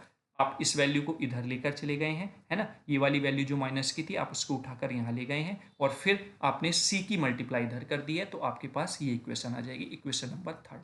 अब आप क्या करेंगे यहाँ पर इक्वेशन नंबर सेकंड और इक्वेशन नंबर थर्ड दोनों का दोनों तरफ स्क्वायर करेंगे, फिर दोनों को ऐड कर देंगे। तो जब आप इसका स्क्वायर करेंगे तो m square we square C square cos square theta हो जाएगा, ये आपको यहाँ पर मिल गया। फिर इधर करेंगे m square we square C square sine square theta, ये टर्म यहाँ पर लिख देंगे। यहाँ पर इसका स्क्वायर करेंगे तो एच का स्क्वायर, फिर इस टर्म का होल स्क्वायर हो जाएगा। फिर ऐसे ही H square nu square sine square five ये वाला मिल जाएगा। ठीक है, फर्दर आपने क्या किया, m square we square C square यहाँ से कॉमन ले लिया, ब्रैकेट में बचा cos square theta plus sine square theta, it becomes the 1, जो कि हमने यहाँ पर लिख दिया। ठीक है, आगे हम एच स्क्वायर दोनों में आ रहा है कॉमन ले लेंगे, इस ब्रैकेट को ओपन करेंगे तो न्यू स्क्वायर माइनस का हो जाएगा plus new square dash cos square five, ये टर्म लिख दी, माइनस दोनों की मल्टीप्लाई का यहाँ पर डबल हो जाएगा। ठीक है, ये वाली टर्म यहाँ पर एज इट इज है, ये एच स्क्वायर मतलब ये हमारा बाहर चल रहा है अभी। ठीक है, अब हम बात करते हैं, जब हमने ये वैल्यू 1 पुट कर दी तो H square nu square minus 2 nu dash cos five, इस वाली टर्म को इसके साथ हमने लिख लिया है। बची टर्म ये और ये, यहाँ से आप कॉमन ले लेंगे क्या, एच स्क्वायर न्यू स्क्वायर, क्योंकि एच स्क्वायर दोनों की मल्टीप्लाई में है तो इस टर्म के साथ भी मल्टीप्लाई होगी और इसकी भी। तो एच स्क्वायर न्यू स्क्वायर दोनों में यहाँ पर कॉमन है तो वो हमने कॉमन ले लिया, H square nu square dash, यहाँ से क्या बचा कॉस स्क्वायर फाइव, यहाँ से क्या बचा sign square five, it's also become 1, तो हमारा ये वाली टर्म आ जाती है। ठीक है, क्लियर हुआ, यहाँ तक कोई प्रॉब्लम नहीं, सिंपल कैलकुलेशन है। चलिए आगे चलते हैं। जब हमने इसको सॉल्व कर लिया तो हमारे पास ये आ जाता है M square we square C square equals to H square bracket में nu square nu dash square minus 2 nu dash cos five, that's the equation number 4। ठीक है, इक्वेशन नंबर 4 तक कोई प्रॉब्लम नहीं होगी, डायग्राम को अच्छे से क्लियर करना है, वहां पर आपको law of conservation of energy लगाना है, law of conservation of momentum, फिर वहां से जो वैल्यूज आएंगी उनका स्क्वायर करके सिंपल ऐड कर देना है, आपके पास इक्वेशन आ जाएगी। ठीक है, अब हम क्या करते हैं, जो पहली इक्वेशन हमारे पास आई थी, इसीलिए मैं कह रहा था पेन अपने साथ रखें, नोटबुक अपने साथ रखें, नोट करते हुए चलेंगे तो तुरंत आप इक्वेशन नंबर फर्स्ट पे पहुंच जाएंगे। अगर मैं बार बार पीछे स्लाइड पर जाऊंगा तो वो टाइम ही वेस्ट होगा। ठीक है, तो जब हम इक्वेशन फर्स्ट का स्क्वायर करते हैं दोनों तरफ तो हमें क्या मिलता है, एम स्क्वायर सी स्क्वायर। चलिए मैं एक बार इक्वेशन नंबर फर्स्ट पे आपको लेकर चलता हूँ, ये थी इक्वेशन नंबर फर्स्ट हमारे बेटा। तो अगर मैं इसका स्क्वायर करता हूँ तो एम स्क्वायर सी की पावर 4 हो जाएगा, H square nu minus nu dash का होल स्क्वायर हो जाएगा, एम नॉट का स्क्वायर सी की पावर 4 हो जाएगा, यही हमने आगे लिखा है। ये देखिए यहाँ पर एम स्क्वायर सी की पावर 4 इसका होल स्क्वायर हो जाएगा। ठीक है, जब आप होल स्क्वायर को ओपन करेंगे तो H square nu minus nu dash का होल स्क्वायर, फिर एम नॉट का स्क्वायर सी की पावर 4 हो जाएगा प्लस दोनों की मल्टीप्लाई का डबल हो जाएगा। फिर हम इस ब्रैकेट को यहाँ पर ओपन कर लेते हैं, nu square plus nu dash square minus 2 nu dash plus M not square C की पावर 4 प्लस ये वाली टर्म आपकी ऐसे ही आपने यहाँ पर लिख ली है। ठीक, आगे फर्दर आपने क्या किया, ये ब्रैकेट ओपन कर दिया, इसकी मल्टीप्लाई इससे करेंगे, फिर इसकी मल्टीप्लाई इससे करेंगे, देन इसकी मल्टीप्लाई इससे करेंगे, ये तीनों टर्म आपने यहाँ पर लिख ली, फिर आगे की टर्म एज इट इज आपने यहीं पर लिख ली। ठीक, तो ये आपकी इक्वेशन नंबर 5 आ गई। तो अब हम अगर इक्वेशन नंबर 4 को कुछ इस तरीके से लिख दें कि इस ब्रैकेट को हम एच की स्क्वायर की जो वैल्यू है इसको तीनों से मल्टीप्लाई करके लिखें तो हमें क्या मिलेगा, H square nu dash square minus 2 nu dash H square cos 5, ये इक्वेशन नंबर 6 आ जाती है। तो आपके पास इक्वेशन नंबर 5 आ गई, इक्वेशन नंबर 6 आ गई। तो अब हम क्या करेंगे, इन इक्वेशंस को ऐड ऑन कर देंगे। जब हम ऐड करेंगे नाउ सब्सट्रैक्ट कर देंगे, now performing equation 5 minus equation 6, equation 5 में से इक्वेशन 6 को हम सब्सट्रैक्ट करते हैं तो सारी वैल्यूज आप जब पुट कर देंगे तो कुछ टर्म्स यहाँ से कैंसिल आउट हो जाएंगी, जैसे कि ये कैंसिल आउट कर देगा इस टर्म को, ये कैंसिल आउट कर देगा इस टर्म को, तो ये मिनिमाइज हो गया। यहाँ से हम एम स्क्वायर सी स्क्वायर कॉमन ले लेंगे क्योंकि एम स्क्वायर सी की पावर 4 है, एम स्क्वायर सी की पावर 2 है, तो यहाँ से हमने एम स्क्वायर सी स्क्वायर कॉमन ले लिया। यहाँ बचा C square minus we square, sorry nu square. ठीक है, अब आगे मिलेगा एम नॉट सी की power 4 minus 2 H square nu nu dash square 1 minus cos five 2 H am not C की power 4 nu minus nu dash. ये equation number 7 आ जाती है। देखिए ये यहाँ पर वेलोसिटी की बात कर रहे हैं ना, तो ये v होगा सी स्क्वायर माइनस वी स्क्वायर। ठीक है, देखिए थोड़ा लेंदी है क्वेश्चन, मतलब डेरिवेशन ये कॉम्पटन इफेक्ट का। जब आप नोटबुक पर आप इसको सीरियल वाइज लिखते चले जाएंगे तो आपको कोई प्रॉब्लम नहीं हो रही होगी वहाँ पर, क्योंकि हमें फिर बार बार पीछे वाली टर्म को भी रिकॉल करना पड़ रहा है यहाँ पर। ठीक है, तो वो एक दो चीज़ें यहाँ पर गलत बोली जा रही हैं, देयर इज़ नो प्रॉब्लम, आप उसको कंसिडर करके चलेंगे। ठीक है, तो ये इक्वेशन नंबर 7 आ जाती है। जैसा कि मैंने बताया था स्टार्टिंग में कि जब आपका फोटोन इलेक्ट्रॉन से टकराता है तो इलेक्ट्रॉन का मास था एम नॉट, वो सॉरी एनर्जी थी एम नॉट सी स्क्वायर, जो कि चेंज हो गई एम सी स्क्वायर में। तो ये जो मास है ये चेंज हुआ जब वो मूव कर रहा है स्पीड ऑफ लाइट के अप्रोच करके। तो वो यहाँ पर आप देख रहे होंगे रिलेटिविटी इन मास एक आपका डेरिवेशन होता है या फिर एक कॉन्सेप्ट होता है जिसमें आपका फॉर्मूला आता है m equals to m nought upon square root of 1 minus we square upon C square. यहाँ से हमें पता चलता है कि जो मास है वो वेलोसिटी के साथ वेरिएबल है। ठीक है, तो अब हम अगर दोनों तरफ स्क्वायर कर लेते हैं, कुछ इस तरीके से टर्म लिख लेते हैं, तो अब आप यहाँ पर इस वैल्यू को पुट कर सकते हैं एम स्क्वायर की जगह पर, जो कि यहाँ पर है। तो जब आप इस वैल्यू को पुट करेंगे तो एम नॉट स्क्वायर सी की पावर 4 हो जाएगा, क्योंकि ऑलरेडी यहाँ पर सी की पावर 2 है, सी की पावर 2 यहाँ पर भी है, तो 4 हो गया। अपॉन में सी स्क्वायर माइनस बी स्क्वायर है, इधर भी सी स्क्वायर माइनस बी स्क्वायर, तो इससे ही कैंसिल आउट हो जाएगा। आगे की टर्म आपकी एज इट इज यहाँ पर लिखी हुई है। ठीक है, तो यहाँ से आपको क्या मिला, एम नॉट सी की पावर 4, एम नॉट सी की पावर 4 इक्वल्स टू में है और आगे की टर्म एज इट इज है, तो ये आपकी टर्म क्या हो गई है, कैंसिल आउट हो गई है। ठीक, तो अब आपके पास ये दो टर्म बचती हैं, तो माइनस वाली टर्म को इधर ले आइए, प्लस वाली टर्म को यहीं पर रोक लीजिए। तो 2 H square nu nu dash 1 minus cos phi आपको यहाँ पर मिल जाएगा, equals to 2 H am not C square nu minus nu dash. तो 2 से 2 कैंसिल आउट हो जाएगा, एच स्क्वायर का एक एच को कैंसिल आउट कर देगा, तो यहां से हमें मिला h nu nu dash 1 minus cos phi equals to m not C square nu minus nu dash. ठीक है, आपने क्या किया यहाँ पर एच के अपॉन में इन दोनों वैल्यूज को लेकर आए, इक्वल्स टू में ये वैल्यू इसके अपॉन में चली गई। इन दोनों के अपॉन में जो वैल्यू है एक बार आप इसके साथ लिख लेंगे इसको अपॉन वाली वैल्यू को, एक बार इसके साथ लिख लेंगे अपॉन वाली वैल्यू को। तो जब आप दोनों को सेपरेट लिखेंगे तो यहाँ पर न्यू न्यू से कट जाएगा, न्यू डैश से cancel out, then you get 1 upon nu dash, यहाँ पर 1 अपॉन न्यू, और यहाँ से एक सी आप लेकर आएंगे इधर मल्टीप्लाई कर देंगे दोनों टर्म से, तो it becomes c upon nu dash c upon nu. तो सी अपॉन न्यू क्या होता है, लैम्डा हो जाता है, तो ये बन जाएगा आपका लैम्डा डैश और ये बन जाएगा lambda. That's give us difference between the wavelength. तो delta lambda equals to lambda dash minus lambda equals to H upon am not C bracket में 1 माइनस कॉस फाइव। तो ये आपका फाइनल कॉम्पटन इफेक्ट से या कॉम्पटन शिफ्ट से जो derivation होता है वो निकल गया। यही कॉम्पटन शिफ्ट या कॉम्पटन इफेक्ट बताता है कि change in wavelength of the photon after collide of with a atom या विद ए इलेक्ट्रॉन जो कि रेस्ट में रखा हुआ है। और ये फोटोन आपका हाई एनर्जी फोटोन होना चाहिए, लाइक्स द एक्सरे या फिर गामा रे। क्लियर हुआ? लेंदी है थोड़ा सा, लेकिन एग्जाम के पॉइंट ऑफ व्यू से बहुत ज़्यादा इंपॉर्टेंट है, और इस फॉर्मूले पर न्यूमेरिकल भी बहुत पूछे जाते हैं आपके। ठीक है, तो ये आपका क्वेश्चन हो जाता है। चलिए आगे अगर हम बात कर लेते हैं नेक्स्ट, तो फाइनली आपको ये मिल जाता है रिजल्ट। यहाँ से क्या कंक्लूजन निकलता है कि वेवलेंथ जो है वो स्कैटर्ड फोटोन की ग्रेटर देन है वेवलेंथ ऑफ इंसिडेंट फोटोन की। ऑब्वियसली बात है, जो कि कॉम्पटन का स्टेटमेंट भी हमने पढ़ा है। वहीं पर डेल्टा लैम्डा जो है वो डिपेंड करता है ओनली ऑन स्कैटरिंग एंगल पर। अगर आप यहाँ पर ध्यान से देखें तो ये सब वैल्यू जो है वो कांस्टेंट है, और ये कांस्टेंट है तो केवल और केवल किस चीज पर आपका डिपेंड कर रहा है, वेवलेंथ का जो चेंज हो रहा है वो किस एंगल पर स्कैटर हुआ है, उस एंगल पर डिपेंड कर रहा है। ठीक है, तो ये दो कंक्लूजन यहाँ से निकल जाते हैं।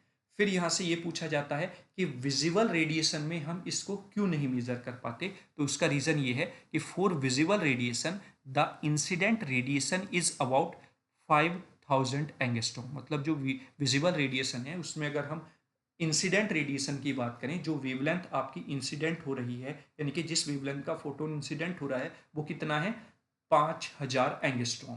तो उस पर मैक्सिमम जो वेरिएशन वेवलेंथ का आएगा वो कितना आएगा, ये आप देख रहे होंगे 0.05 एंगस्ट्रॉम, जो कि बहुत बहुत छोटा है। इसी वजह से therefore the percentage of incident radiation is about 0.001%, जो कि अनडिटेक्टेबल रहती है। यही कारण है कि विजिबल रेडिएशन में हम जो कॉम्पटन शिफ्ट है उसको मेजर नहीं कर पाते। ठीक है, क्लियर। चलिए आगे चलते हैं। अब नेक्स्ट आता है de Broglie concept. De Broglie concept की अगर मैं बात करूं तो डी ब्रोगली कॉन्सेप्ट ने क्या बताया कि जो आपका इलेक्ट्रॉन है या जो एक कोई एटम है, तो वो एटम के साथ साथ वेव नेचर को भी शो करता है, क्योंकि उसके पास कुछ ना कुछ वेवलेंथ होती है ना। तो अगर उस वेवलेंथ को हम फाइंड आउट करें तो since we know that E equals to H nu energy होती है एक फोटोन के पास, जबकि आइंस्टीन मास एनर्जी फॉर्मूले से अगर हम देखें तो वही energy E equals to m c square होती है। तो दोनों एनर्जी किसकी हैं, फोटोन की, तो दोनों को हम इक्वेट कर सकते हैं। चलिए इक्वेट कर लेते हैं। तो वी गेट या फिर we equate both these value of energy, then h nu equals to m c का स्क्वायर। जब हम यहाँ पर न्यू की वैल्यू रखेंगे सी अपॉन लेमडा, तो it becomes h c upon lambda equals to m c का स्क्वायर। तो इस सी से ये सी कैंसिल आउट हो गया, लैम्डा को हम इधर ले गए, सॉरी लैम्डा तो आपको फाइंड आउट करना है, तो लैम्डा को इधर ले गए और इसको इसके अपॉन में ले आए, तो लैम्डा इक्वल्स टू हो गया एच अपॉन एम सी। ठीक है, और एम सी क्या है, मास इनटू स्पीड, जो कि मोमेंटम को शो कर रहा है। तो that means in this, if we consider that mass of a particle is m, it is moving with a velocity v, then the wavelength is lambda equals to h upon mb या फिर lambda equals to h upon p। तो यहाँ से क्या पता चला हमें कि कोई भी पार्टिकल या कोई भी ऑब्जेक्ट अगर किसी v वेलोसिटी से, जिसका कुछ मास होगा, वो अगर मूव कर रहा है तो उसके साथ कुछ ना कुछ वेव एसोसिएट होकर चलेगी ही चलेगी। तो इसलिए जो कोई भी मैटर है वो आपका मैटर की प्रॉपर्टी तो शो कर ही रहा है, उसके साथ साथ वेव नेचर को भी शो करता है, क्योंकि उसके पास एच अपॉन पी लैम्डा की वेवलेंथ होती है। ठीक है, ये आपका डी ब्रोगली कॉन्सेप्ट है।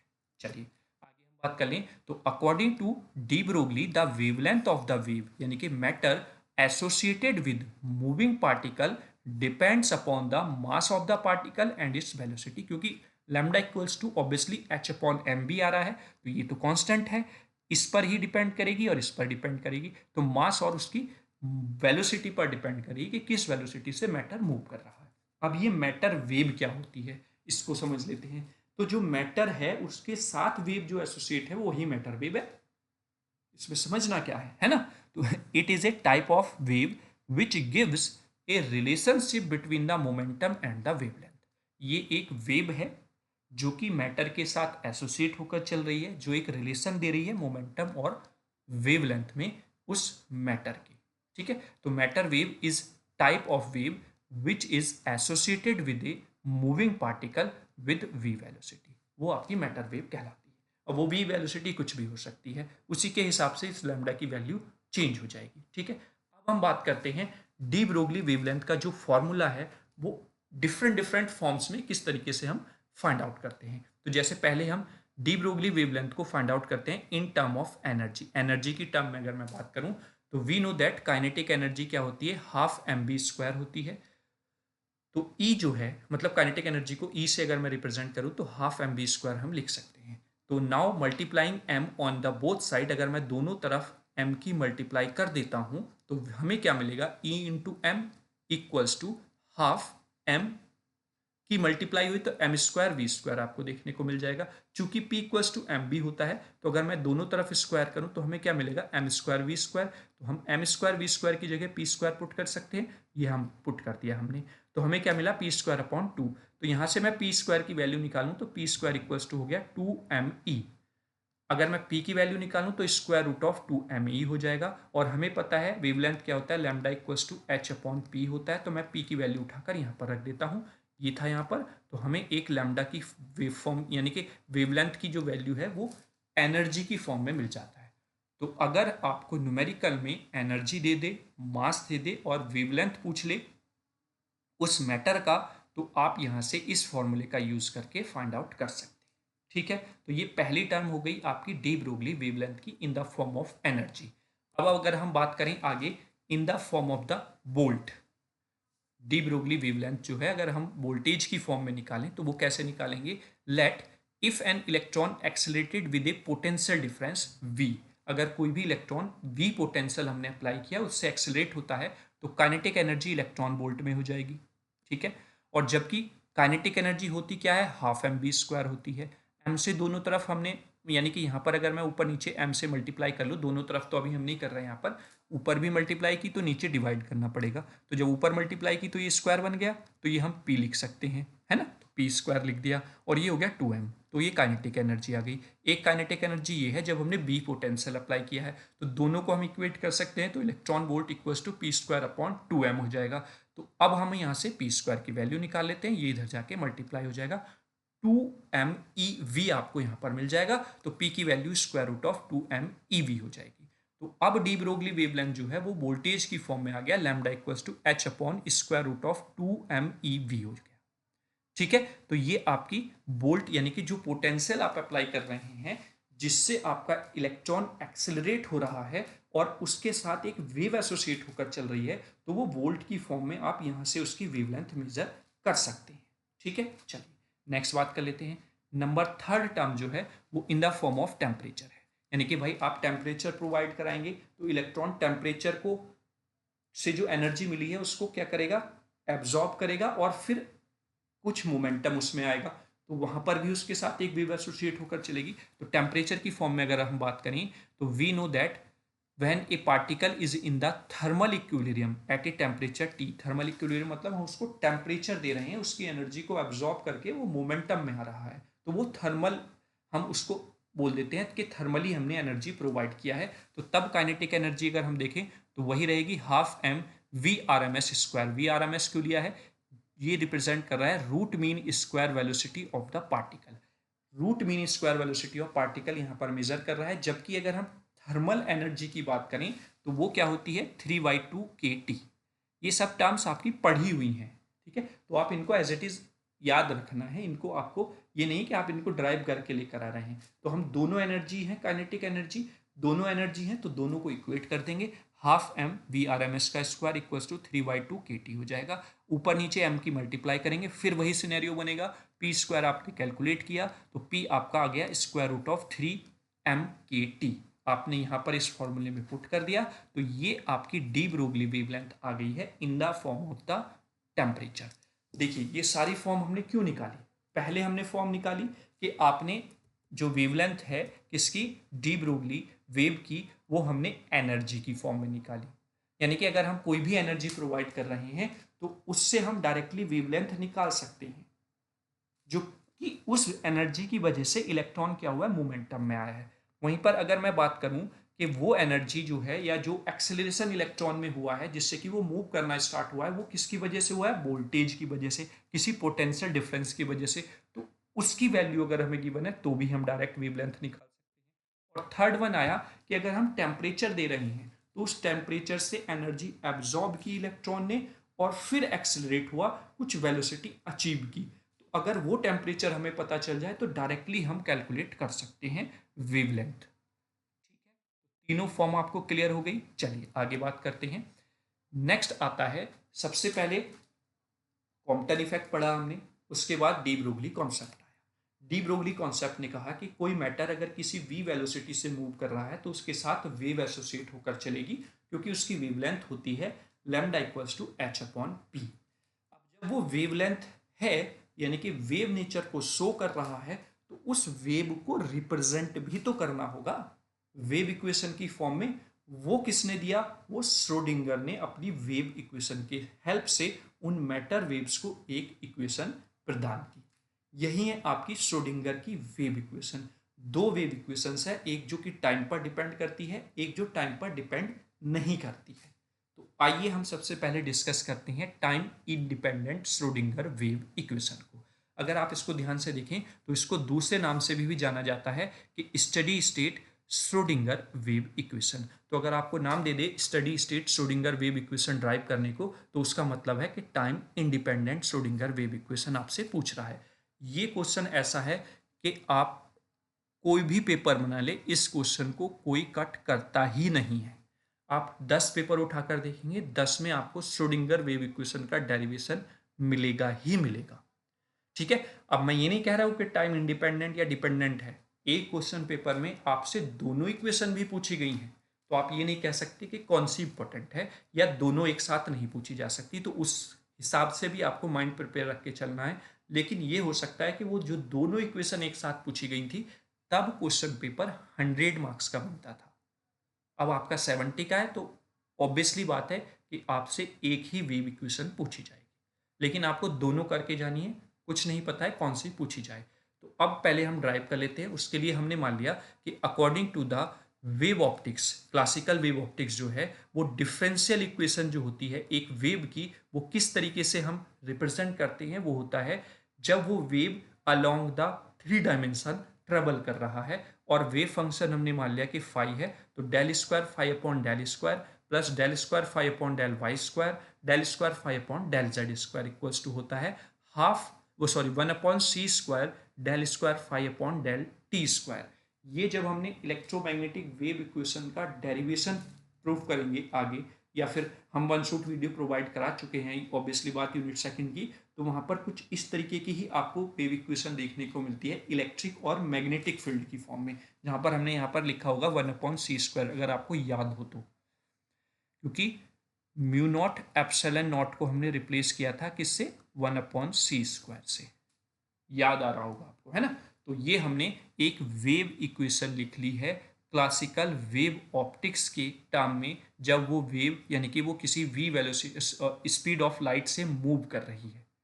ठीक है, तो अब अगर हम देखें in analogy with optics, the differential equation of a wave motion of a particle can be written as, क्योंकि यहां पर वेव फंक्शन है फाई, यहां पर वेव फंक्शन है साई, और वो v वेलोसिटी से मूव कर रहा है, क्योंकि वो वेव की इक्वेशन है, तो स्पीड ऑफ लाइट हम यहां पर यूज कर रहे हैं। चूंकि यहां पर पार्टिकल की इक्वेशन को रिप्रेजेंट करना है, तो इसलिए हम पार्टिकल की v वेलोसिटी लिखेंगे, क्योंकि कोई भी पार्टिकल अप्रोच कम ही कर पाता है स्पीड ऑफ लाइट को।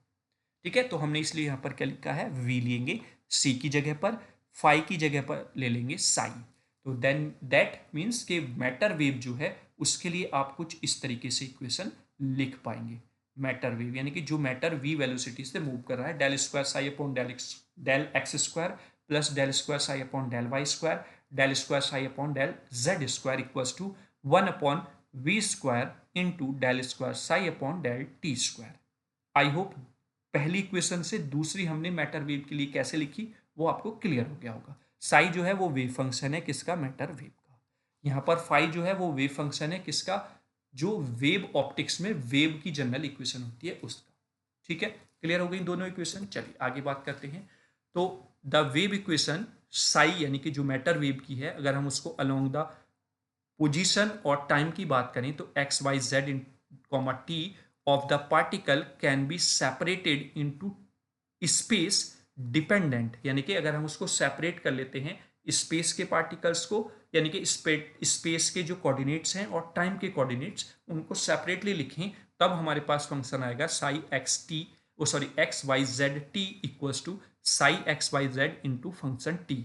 और जो फंक्शन टी एफ टी है यहाँ पर, वो कैसा होगा? वो पीरियोडिक फंक्शन होगा, यानी कि पीरियोडिक वेव को यहाँ पर ये रिप्रेजेंट कर रहा है। तो that means F T equals to E की पावर आई ओमेगा टी हो जाएगा, और ओमेगा की वैल्यू यहाँ पर 2 पाई न्यू होती है। ठीक है, तो अब एफ टी की वैल्यू आप यहां पर पुट कर देंगे, then you get psi x Y Z equals to psi x Y Z E की पावर आई ओमेगा टी। ये आपकी इक्वेशन नंबर 4 हो जाती है। अब जो इक्वेशन नंबर सेकंड थी उसमें साई का पार्शियल डिफरेंशिएशन है एक्स के रेस्पेक्ट में 2 टाइम्स, वाई के रेस्पेक्ट में 2 टाइम्स, जेड के रेस्पेक्ट में 2 टाइम्स। तो हम इक्वेशन नंबर 4 का twice with respect to x Y z क्या कर देंगे, पार्शियल डिफरेंशिएशन कर देंगे। तो जब आप x के रेस्पेक्ट में करेंगे तो del square psi upon del x square equals to, चूंकि इधर भी है del square psi upon del x square, ये आपका कांस्टेंट है क्योंकि यहाँ पर t है, तो आप इसको एज इट इज लिख देंगे। ऐसे ही y के रेस्पेक्ट में लिख दिया, ऐसे ही हमने z के रेस्पेक्ट में लिख दिया। यहाँ पर कोई ऐसी नई चीज नहीं हुई है, बस आपको ये ध्यान रखना है कि जो आपका साई फंक्शन है उसको हम पोजीशन के कोऑर्डिनेट्स और टाइम के कोऑर्डिनेट्स जो थे उनको सेपरेट करके लिखा है। पोजीशंस के कोऑर्डिनेट एक्स वाई जेड हैं, टाइम का कोऑर्डिनेट टी है। तो जब हमने टाइम के कोऑर्डिनेट को सेपरेट किया तो it gives U a function term जो कि एफ टी है, और ये आपका पीरियोडिक फंक्शन को रिप्रेजेंट कर रही है। तो पीरियोडिक फंक्शन क्या होता है, वो होता है ई की पावर आई ओमेगा टी, और ओमेगा यहाँ पर 2 पाई न्यू है। बस ये आपको यहाँ पर क्लियर होना चाहिए। तो ये इक्वेशन नंबर 4 आ जाती है। अभी इस इक्वेशन 4 का डबल टाइम्स पार्शियल डिफरेंशिएशन करना है एक्स वाई जेड और टी के रेस्पेक्ट में। ठीक है, वो हमने यहां पर कर दिया। टी के रेस्पेक्ट में हम आगे देखते हैं, क्योंकि टी के रेस्पेक्ट में यहां पर टर्म है तो इसलिए हमें इसको 1/1 करके टी के रेस्पेक्ट में पार्शियल डिफरेंशिएशन करना होगा। पहली बार जब हमने किया तो यहाँ पर del psi upon del T आ जाएगा। यहाँ पर टी का पार्टिक कोऑर्डिनेट नहीं है तो हम इसको डायरेक्टली साई लिख देंगे, जो कि पोजीशन के वे फंक्शन को रिप्रेजेंट कर, ठीक है। अब जब हम e की पावर का डिफरेंशिएशन करते हैं तो e की पावर का वही हो जाता है, फिर e की पावर में जो है उसका हमें डिफरेंशिएशन करना पड़ता है। यहाँ पर है आई ओमेगा टी, तो t के रेस्पेक्ट में कर रहे हैं तो हमें आई ओमेगा मिलेगा। जब हम फिर सेकेंड टाइम करेंगे तो ये पूरा इक्वेशन ऐसे ही मिलेगी। जब आई ओमेगा टी का करेंगे तो फिर आई ओमेगा मिलेगा, यानी कि यहाँ पर इसका स्क्वायर हो जाएगा। जब हम स्क्वायर को ओपन करेंगे तो हमें क्या मिलेगा, आई स्क्वायर, और आई स्क्वायर की वैल्यू होती है -1, तो हमने यहाँ पर माइनस ओमेगा स्क्वायर इसको लिख दिया है। तो फाइनल आपको जो वैल्यू मिली यहाँ पर del square psi upon del T square की, वो क्या है, माइनस ओमेगा स्क्वायर ई की power i omega t into psi. ये आपके पास टर्म आ गई जब partially differentiation with respect to t आपने किया है। ठीक है, क्लियर। चलिए अब बात कर लेते हैं, ये सारी वैल्यूज जो हैं डबल टाइम्स आपने जो पार्शियल डिफरेंशिएशन किया है वो जो हमने प्रीवियस स्लाइड में इक्वेशन सेकंड लिया था उसमें हम पुट कर देते हैं। तो जब हम पुट कर देंगे तो हमारे पास कुछ इस तरीके का सिनेरियो आ जाएगा। अब आप यहाँ पर देख रहे होंगे कि ई की पावर आई ओमेगा टी जो है वो हर एक टर्म में यहाँ पर इक्वल टू के लेफ्ट साइड इक्वल टू के राइट साइड देखने को मिल जाता है। तो ये सब हमने कॉमन लेकर कैंसिल आउट कर दिया। तो हमारे पास फाइनल मिला del square psi upon del x square, del square psi upon del Y square, del square psi upon del Z square equals to minus omega square we square into psi. हम मान लेते हैं कि del square upon del x square y square z square के respect में उसको delta square मान लिया हमने शॉर्ट टर्म में लिखने के लिए, अदरवाइज वो कुछ ऐसा हमने अलग से नहीं लिखा है। तो हमें यहाँ पर क्या मिल जाएगा, then equation 5 becomes del square psi, क्योंकि साई के रेस्पेक्ट में पार्शियल डिफरेंशिएशन 2 टाइम्स हो रहा है, तो del square psi equals to minus omega square upon v square, और इसको इधर लेकर आएंगे तो ये प्लस बन जाएगा इक्वल टू 0। इक्वेशन नंबर 6 आ गई। ठीक है, चूंकि omega equals to 2 pi nu है, न्यू को आप क्या लिख सकते हैं, v अपॉन लैम्डा लिख सकते हैं, क्योंकि हमें यहाँ पर v वेलोसिटी लेकर आनी है। ठीक है, तो जब हमने v रखा यहाँ पर तो ओमेगा क्या बन गया आपके पास 2 पाई v अपॉन लैम्डा। तो v upon omega upon v जो कि यहाँ पर स्क्वायर में दिया हुआ है, वो अगर हम यहाँ पर लिखते हैं फिर इसका स्क्वायर करते हैं, then we get 4 pi square upon lambda square. ठीक है, क्लियर। तो अब ये वैल्यू उठाकर आप इक्वेशन नंबर 6 में पुट कर देंगे। फिर अगर हम लैम्डा की भी वैल्यू यहाँ पर रखना चाहें तो lambda equals to H upon p होता है, तो omega square upon we square क्या हो जाएगा, 4 pi p square h square. अब इसे उठाकर यहाँ पर पुट कर दो इक्वेशन नंबर 6 में। लैम्डा की वैल्यू हमने रख दी है, अगर नहीं रखना चाहते तो कोई प्रॉब्लम नहीं है। ठीक है, अब आगे हम फर्दर क्या देखते हैं, अभी हम और कुछ टर्म्स यहाँ पर निकाल लेते हैं, जैसे कि if E and v are the velocity of the wave associated with the particle, यानी कि p जो है वो मोमेंटम है, लैम्डा जो है वो वेवलेंथ है, देन काइनेटिक एनर्जी जो होगी, ठीक है, या फिर टोटल एनर्जी मैं बोलूं तो E माइनस वी हो जाएगी।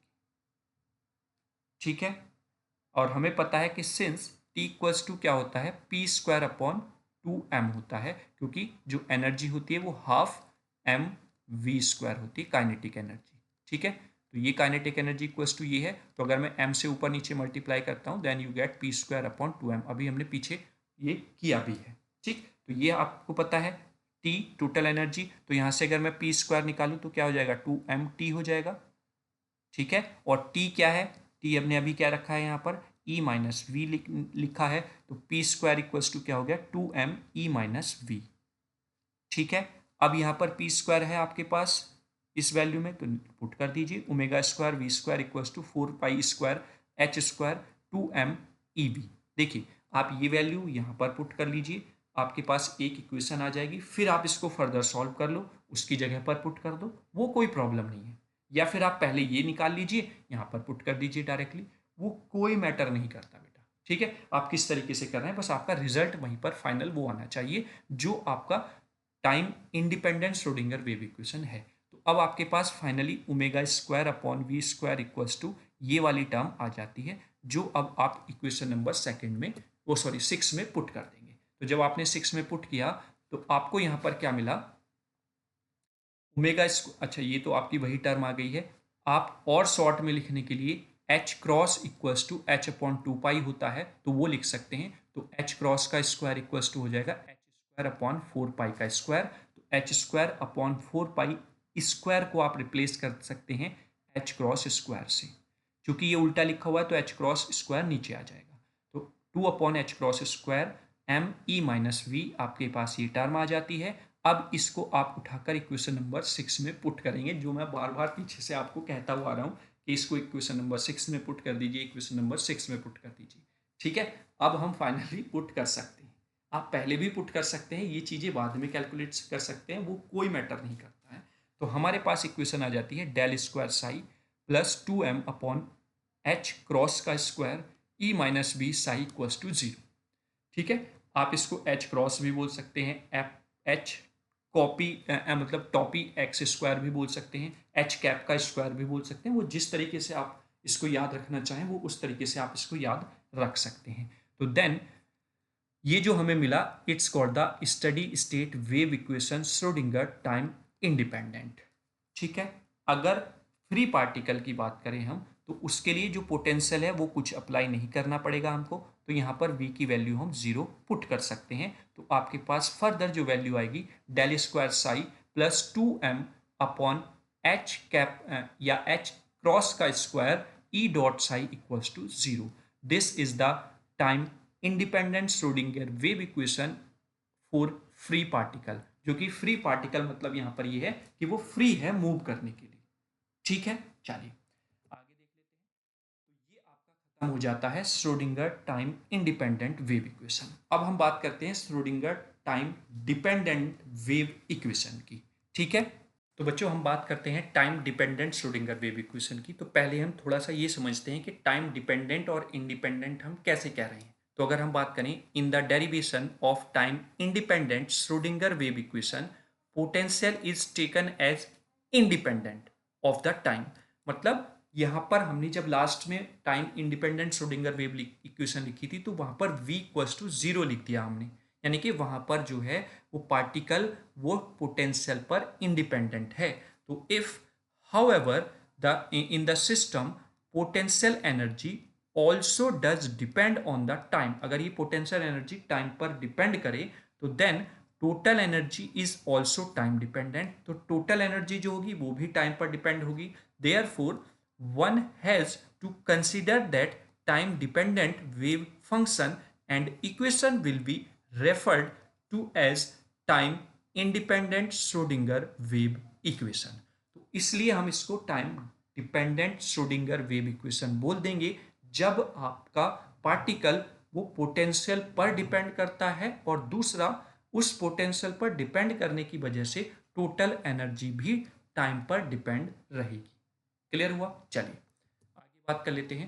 अब डेरिवेशन को स्टार्ट करते हैं। For the simplicity the differential equation represent a one dimensional wave motion is given as. अब हम यहाँ पर डायरेक्टली स्टार्टिंग में ही वन डायमेंशनल मोशन में ले रहे हैं इक्वेशन को।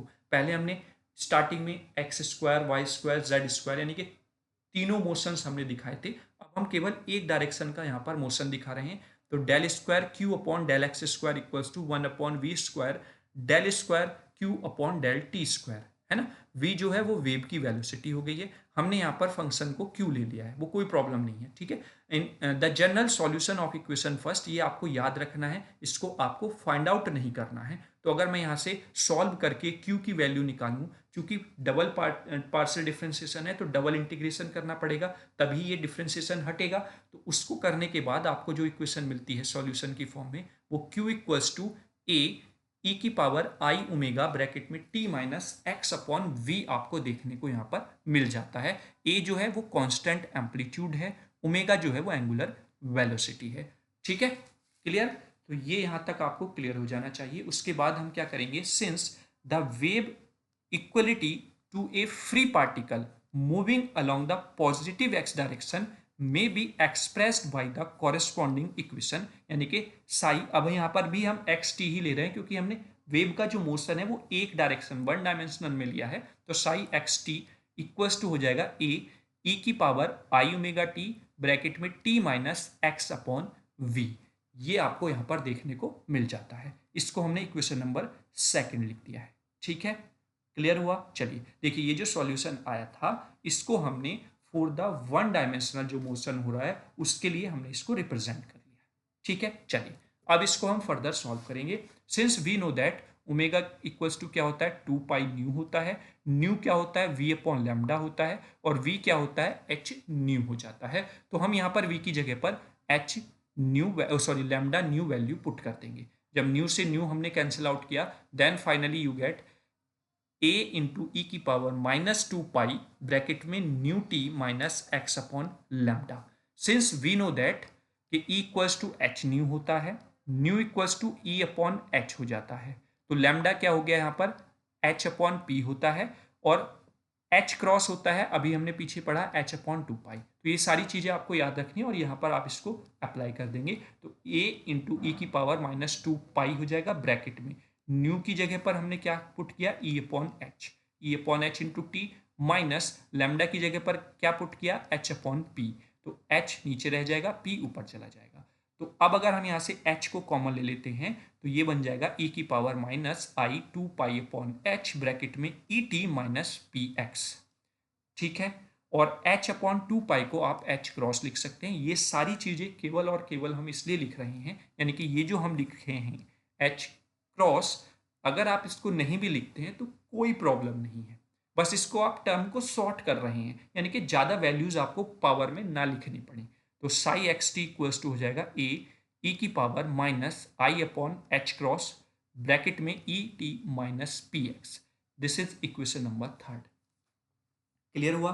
बस यहाँ पर हमने क्या किया है, जो हमने साई एक्स टी फंक्शन निकाला था एक्स डायरेक्शन में, जो मोशन हमने वेव का दिखाया है उसमें हमने बस वैल्यूज पुट कर दी हैं, न्यू की, उससे पहले वी की, फिर लैम्डा की, और फिर हमने फर्दर एक मिनिमाइज जो फॉर्म थी इस इक्वेशन नंबर 2 की वो हमने यहाँ पर नोट डाउन की, और वो हमें इक्वेशन नंबर 3 की फॉर्म में मिल जाती है। चलिए आगे बात करते हैं। Now partially differentiation equation third twice with respect to x, then we get, अब हम जो इक्वेशन थर्ड आई है उसको हम पार्शियली डिफ्रेंशिएशन करेंगे 2 टाइम्स। तो जब हम x के रेस्पेक्ट में करते हैं तो आप यहाँ पर देख रहे होंगे ये जो e की पावर आपको देखने को मिल रही है, यहाँ पर x भी आ रहा है। तो जैसे हमने पहले टाइम इंडिपेंडेंट वेव इक्वेशन में t के रेस्पेक्ट में एक एक करके डिफ्रेंशिएशन किया था, वैसे ही अब यहाँ पर करेंगे। तो हमने पहले फर्स्ट टाइम जब किया तो del psi upon del x equals to क्या आया, ए ब्रैकेट में ई की power i upon H cross E t minus p x as it is आपको मिलेगा। फिर आप जो ये ई की पावर है इसका जब एक्स के रेस्पेक्ट में डिफ्रेंशिएशन करेंगे तो ये तो कांस्टेंट है टर्म, ये तो एज इट इज रहेगी, ये वाली टर्म हो जाएगी 0 और इसका हो जाएगा माइनस पी। ये आपको देख रहे होंगे यहाँ पर माइनस पी है। फिर जब हम नेक्स्ट टाइम करेंगे सेकेंड टाइम तो del square psi upon del x square हो जाएगा ए, फिर आपकी ई की पावर ऐसे ही रहेगा, फिर से आपको यही मिलेगा, तो इसका होल स्क्वायर मैंने डायरेक्टली यहाँ पर लिख दिया। ठीक, जब इसको ओपन करेंगे तो ए आई का स्क्वायर, क्योंकि माइनस है तो वो प्लस हो जाएगा, ये ऑब्वियसली बात, यही प्लस कर देगा इसको, यहाँ पर प्लस कर देगा, ठीक है। तो ये हो गया आई स्क्वायर अपॉन एच क्रॉस का square into P square e की पावर, ये आपकी एज इट इज से टर्म, ठीक है। आई स्क्वायर क्या होता है, -1 होता है, वो जब आपने पुट किया यहाँ पर, ठीक है, तो आपको मिल गया del square psi upon del x square equals to minus p square upon H cross का स्क्वायर इंटू साई। अब ये क्यों लिखा मैंने, अगर आप स्टार्टिंग में देखें जब हमने Sai x T equation number second लिखा था तो वो कुछ इस तरीके से था, ये जो टर्म है ये वाली, अगर आपको ध्यान हो इक्वेशन नंबर सेकंड, और अगर आप नोटबुक और पेन से नोट करते हुए चल रहे होंगे तो तुरंत आप इक्वेशन नंबर सेकंड को देख लीजिए, यही इक्वेशन है, तो इसकी जगह पर मैंने साई पुट कर दिया और जो टर्म्स थी वो हमने एज इट इज लिख दी यहाँ पर। अब बस आई स्क्वायर की जगह -1 रख दिया है, ठीक है। यहाँ से पी स्क्वायर क्या आ जाएगा, minus h cross square psi into del square psi upon del x square, equation number 4 आ जाती है।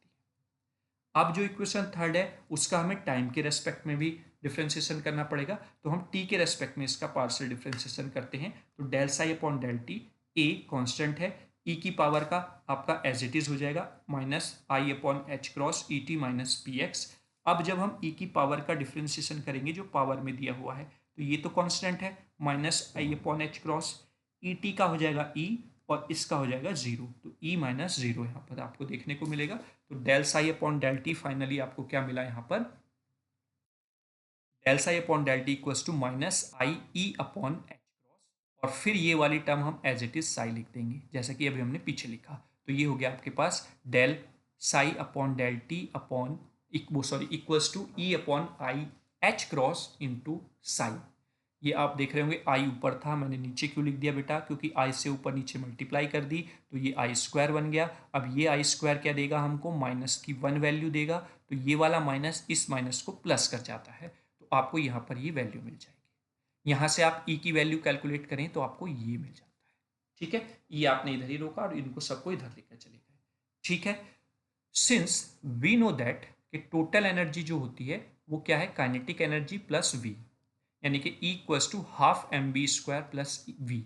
आप सोच रहे होंगे कि जब हमने टाइम इंडिपेंडेंट करा था तो वो वहाँ पर क्या लिखा था, वहाँ पर लिखा था बेटा T equals to e minus v, और ये जो T लिखी थी हमने ये क्या थी, काइनेटिक एनर्जी, क्योंकि हमने साइड में half m v square solve किया था, वहाँ से हमने क्या लिखा था बेटा, पी स्क्वायर अपॉन 2m लिखा था अगर आपको याद हो, फिर उसको हम मल्टीप्लाई करके इधर लेकर गए थे तो पी स्क्वायर आपको यहाँ पर मिला था, यानी कि ये था आपका T, 2m हुआ था। अब इस टी की जगह पर हमने पुट किया था 2m ई माइनस बी, याद आया कुछ टाइम इंडिपेंडेंट में, तो यानी कि हमने यहाँ से अब टोटल एनर्जी जो ई थी यहाँ पर ये टोटल एनर्जी थी, टी जो थी वो काइनेटिक एनर्जी थी, वी जो थी वो पोटेंशियल एनर्जी थी, तो total energy equals to kinetic energy plus potential energy, इसकी मल्टीप्लाई ऊपर नीचे एम से हुई तो m square we square upon 2m plus v बन जाएगा, इसकी जगह पर आप पी स्क्वायर पुट कर देंगे तो p square upon 2m plus v हो जाएगा यहाँ से, ठीक है।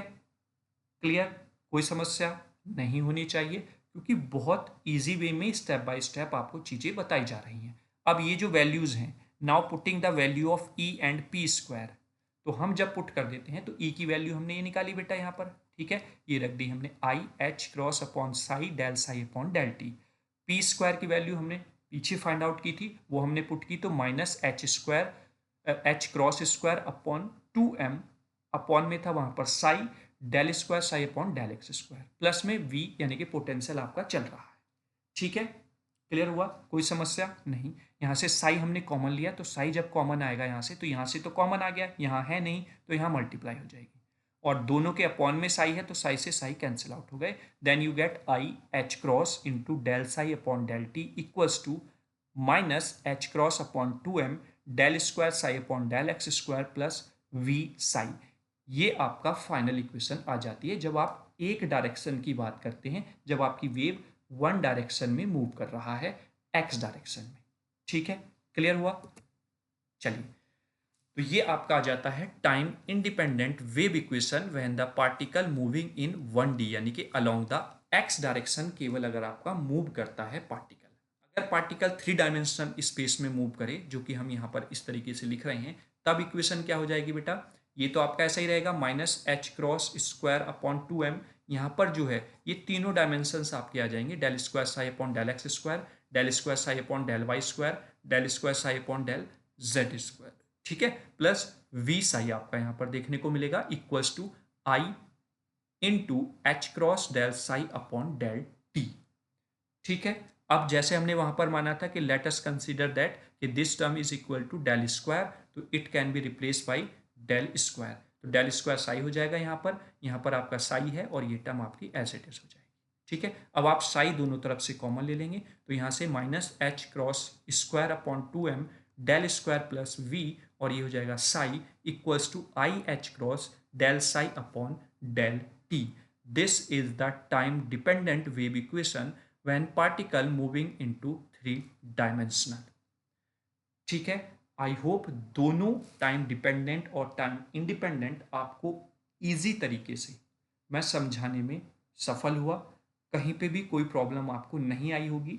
प्रॉब्लम बस आपको तब आएगी जब आप पेन कॉपी साथ लेकर नहीं बैठेंगे, तब आपको चीज़ें, अभी तो आपको ऐसा लगता रहेगा कि हाँ हमें याद है, लेकिन जब आप इसको लिखने बैठेंगे, ड्राइव करने बैठेंगे, तब आपको प्रॉब्लम का सामना करना ही पड़ेगा, ये मैं गारंटी के साथ कहता हूँ, ठीक है। तो प्लीज़ आप जब भी फिजिक्स पढ़ने आए नोटबुक और पेन अपने साथ लेकर बैठें, और थकना बिल्कुल नहीं है, क्योंकि ये समय हमारे पास थकने का बिल्कुल भी नहीं है, रुकने का बिल्कुल भी नहीं है। जितना समय आप पढ़ाई को दे सकते हैं उतना समय आप पढ़ाई को दें, आपका साल बच सकता है इन 15 से 20 दिन में अच्छे से पढ़ाई करने से, ठीक है। चलिए अब बात करते हैं हम इस लास्ट इंपॉर्टेंट टॉपिक का, इस यूनिट का, पार्टिकल इन 1 डायमेंशनल बॉक्स। यानी कि यहाँ पर क्या है, आपका पार्टिकल जहाँ पर एक बॉक्स है जिसके दोनों तरफ हमने इनफाइनाइट पोटेंशियल अप्लाई किया हुआ है, जिसकी एक कुछ लेंथ है 0 से L, यानी कि 0 से L लेंथ का एक बॉक्स है, जिसके दोनों जो एजेस हैं, जो दीवारें हैं, उस पर हमने इनफाइनाइट पोटेंशियल अप्लाई किया हुआ है। उसके अंदर एक पार्टिकल है जिसका मास है m। अब ये पार्टिकल इसमें मूव कर रहा है, ठीक है। तो इसके लिए ही हमें values, discrete level of values find out करनी है, ठीक है। चलिए हमने क्या माना है इस डायग्राम में, आपको मैं बता देता हूं कि let us consider the case of the particle of mass small m moving along the x direction between the walls a and b, यानी कि a और b बॉल जो हैं दो, यानी कि जो दो दीवारें हैं उनके बीच में एक पार्टिकल मूव कर रहा है जिसका मास है स्मॉल m, और उन दीवारों की जो पोजीशन है वो x इक्वल्स टू 0 पर है और दूसरा x इक्वल्स टू L पर है। तो दैट मीन्स उस बॉक्स की जो लेंथ हो गई वो क्या हो गई है, कैपिटल L हो गई है, ठीक है। The particle is free to move between the walls, इन वॉल्स के बीच में पार्टिकल फ्री है कहीं पर भी मूव करने के लिए। जैसे आप देख रहे होंगे पार्टिकल यहाँ है, फिर मूव करके यहाँ आ गया, फिर मूव करके यहाँ आ गया, हो सकता है कि मूव करके यहाँ चला जाए, हो सकता है मूव करके यहाँ चला जाए, ठीक है। And the potential energy of the particle between the two walls is constant because no force is acting on the particle, यानी कि जो पार्टिकल्स पर जो एनर्जी है, potential energy between the walls, walls के बीच में, वो कांस्टेंट है, क्योंकि वहां पर उस पर कोई भी फोर्स पार्टिकल पर अप्लाई नहीं है और उसके बीच में पार्टिकल ही फ्री है मूव करने के लिए, तो इसलिए वहां पर कांस्टेंट एनर्जी आपको पोटेंशियल की देखने को मिलेगी, ठीक है। चलिए आगे चलते हैं। Constant potential energy is taken as the zero for the simplicity, मतलब वॉल के अंदर जो पोटेंशियल एनर्जी वो जीरो मान ली हमने, वॉल्स पर जो पोटेंशियल दिया हुआ वो इनफाइनाइट है। वहीं पर आगे लिखा हुआ है the walls are infinitely high, the potential energy V of the particle is infinite outside the wall. ये जो आप देख रहे हैं ना इधर, वॉल से इधर, वो सब आपको, यानी कि बाहर की तरफ, वो आपको इनफाइनाइट पोटेंशियल एनर्जी देखने को मिल जाती है। तो अब यहाँ से क्या कंडीशन निकलती है, वो ये है, वो पूरी थ्योरी का निचोड़ कि जो Vx है वो इनफाइनाइट है जब वैल्यू जो है, पोजीशन की बात करें तो x की वैल्यू ग्रेट, अच्छा सॉरी यहाँ पर ये एक सेकेंड, हाँ ये साइन इधर को लगेगा बेटा, जब x जो पोजीशन है वो 0 से बड़ा है, नहीं sorry sorry sorry sorry, x की वैल्यू, हाँ ठीक है, बाहर की बात कर रहे हैं ना, आउटसाइड, ठीक है, वो साइन ठीक लगा हुआ था। अगर मैं इसको इरेज करूँ यहाँ से, वो सही है साइन, हम ही थोड़ा सा कन्फ्यूज हुए यहाँ पर, हम आउटसाइड की बात करें ना, हमने पोटेंशियल इनफाइनाइट आउटसाइड माना है ना, तो इस x से कम वैल्यू पर ही तो आउटसाइड होगा ना, तो x की वैल्यू 0 से कम होगी और x की वैल्यू 0 से, वो सॉरी L से बड़ी होगी, that means outside the walls, वहाँ पर इनफाइनाइट पोटेंशियल है। और पोटेंशियल जीरो कहाँ पर है, अंदर है, मतलब जब x की वैल्यू जीरो है या फिर जीरो से एल तक है तो तब वहां पर जो पोटेंशियल की वैल्यू है इनसाइड द बॉक्स यहाँ पर क्या है, वो जीरो है। ठीक है, तो अब we know that the Schrodinger wave equation is, अभी हमने ड्राइव की है, del square psi upon del x square plus 8 pi square m upon h square bracket में E minus V psi equals to zero. ये कौन सी equation है, independent वाली इक्वेशन। ठीक है, तो ये हम यहाँ पर लिख देंगे। चलिए आगे फर्दर स्टार्ट करते हैं process. As v equals to zero thus the wave equation can be written as, v की वैल्यू हम जीरो रख देंगे तो इक्वेशन फर्स्ट जो थी वो इस तरीके से आप लिख सकते हैं। हमने मान लिया ये जो पूरी टर्म है ये क्या है, के स्क्वायर है, तो then equation 2 can be written as del square psi upon del x square plus k square psi equals to zero. ये इक्वेशन नंबर थर्ड बन जाती है। The solution of equation third is given by psi x equals to, अगर हम इस equation का solution find out करते हैं तो इट बिकम्स ए साइन के एक्स प्लस वी कॉस के एक्स। यहाँ से हमें इसका सॉल्यूशन मिलता है ए साइन के एक्स प्लस वी कॉस के एक्स। That's equation number 4। अब हमें इसी पर काम करना है। ए और बी जो है वो दो कांस्टेंट हैं, इन दोनों की वैल्यू पहले तो हमें फाइंड आउट करनी है। तो for find out the values of a and v putting the boundary condition, boundary condition मतलब जो बॉक्स है उसकी बाउंड्री कंडीशन हम यहाँ पर पुट करते हैं। तो जो वेव फंक्शन है वो साई इक्वल्स टू जीरो होगा, कब, जब x की वैल्यू जीरो होगी।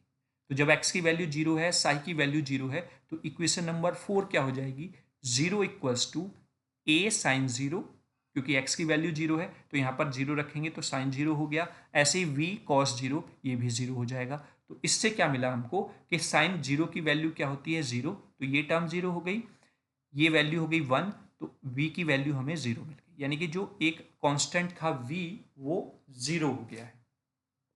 ठीक है, चलिए, क्योंकि देखिए दीवार के अंदर है पार्टिकल तो दीवार पर उसके प्रोबेबिलिटी जो है मिलने की वो क्या है, जीरो है। वही चीज यहां पर बताई है बेटा। ठीक है, कंडीशन जब हमने पुट किया है। ठीक है, अब अगर हम दूसरी कंडीशन देखें, साई इक्वल्स टू जीरो होगा कब, जब एक्स इक्वल्स टू एल है। ऑब्वियसली बात है, दूसरी जो वॉल है वो कहां पर है, एल पर है, तो वहां पर भी उसके पाने की या उसके मिलने की जो पार्टिकल के पोजिशन है वो प्रोबेबिलिटी है वो क्या है, वो जीरो है। तो इक्वल्स टू एल पर भी साई की वैल्यू जीरो है। तो इक्वेशन नंबर 4 को हम किस तरीके से लिख सकते हैं, zero equals to A sine K L plus V cos K L. अब v की वैल्यू ऑलरेडी हम जीरो फाइंड आउट कर चुके हैं, तो v वाली टर्म जब जीरो रखेंगे तो ये टर्म जीरो, तो अब हमें यहाँ पे मिला a sign K L equals to zero. ठीक है, अब यहाँ से हमें देखना है कि ये जब इक्वल टू जीरो है तो इसका मतलब क्या है कि यहाँ पर दो टर्म है, एक तो a है और एक साइन के एल है, तो या तो a जीरो होगा या साइन के एल जीरो होगा। अब a अगर हम जीरो ले लेते हैं, ठीक है, a अगर हम जीरो ले लेते हैं तो जो इक्वेशन नंबर 4 है उसका वर्चस्व भी खत्म हो जाएगा, क्योंकि v जीरो आ चुका है, तो a तो जीरो नहीं हो सकता है। तो अब क्या हुआ, तो a जब जीरो नहीं है तो अब साइन के एल जो होगा वो जीरो होगा, यानी कि a जीरो पॉसिबल नहीं है। तो इस टर्म को जीरो करने के लिए, क्योंकि इक्वल्स टू जीरो हमें दिखाना है, तो ये वाली टर्म आपकी जीरो होगी, ये टर्म जीरो नहीं होगी। ठीक है, तो जब हम साइन के एल को जीरो रखते हैं तो sign K L equals to zero, और जीरो वैल्यू साइन में कब होती है, जब वो पाई के मल्टीपल में आपका एंगल होता है, तो साइन एन पाई। तो यहाँ से के एल की वैल्यू क्या आ जाती है, एन पाई आ जाती है, तो यहाँ से के की वैल्यू क्या आ जाती है, n pi upon l. I hope आपको क्लियर हो गया होगा के की वैल्यू। अब के का हम स्क्वायर कर लेते हैं, तो we get k square equals to n square pi square upon l square. Now equating both values of k, then we get, जब हम दो मतलब ये वैल्यू हमने कैलकुलेट कर ली है, तो अब हमें क्या मिल जाता है, यहाँ पर हम लिखेंगे यहाँ पर 8 pi square m e upon h square equals to n square pi square upon l square. ठीक है, क्लियर। तो यहां से हमारे पास ई एन की वैल्यू आ जाती है जो हमें फाइंड आउट करनी थी। ठीक है, यही है आपका डिस्क्रीट एनर्जी लेवल। क्लियर है, यहां तक कोई प्रॉब्लम आई थिंक नहीं होनी चाहिए। देखिए पीछे से हम, अगर मैं आपको बताऊं, यहाँ पर के की वैल्यू बेटा हमने ये मानी थी ना, के स्क्वायर, ये तो यही तो वैल्यू हमने पुट की है यहाँ पर। अभी हमने यहाँ पर एक के की वैल्यू लेट अस कंसिडर किया था, एक वैल्यू हमारे पास के स्क्वायर की ये आ गई है, तो दोनों को इक्वेट कर लिया हमने। अब जब हमने दोनों को इक्वेट किया तो ये n डिस्क्रीट लेवल्स जो हैं उसकी फॉर्म में हमने एनर्जी यहाँ पर मेंशन कर दी है। ठीक है, क्लियर। चलिए आगे चलते हैं।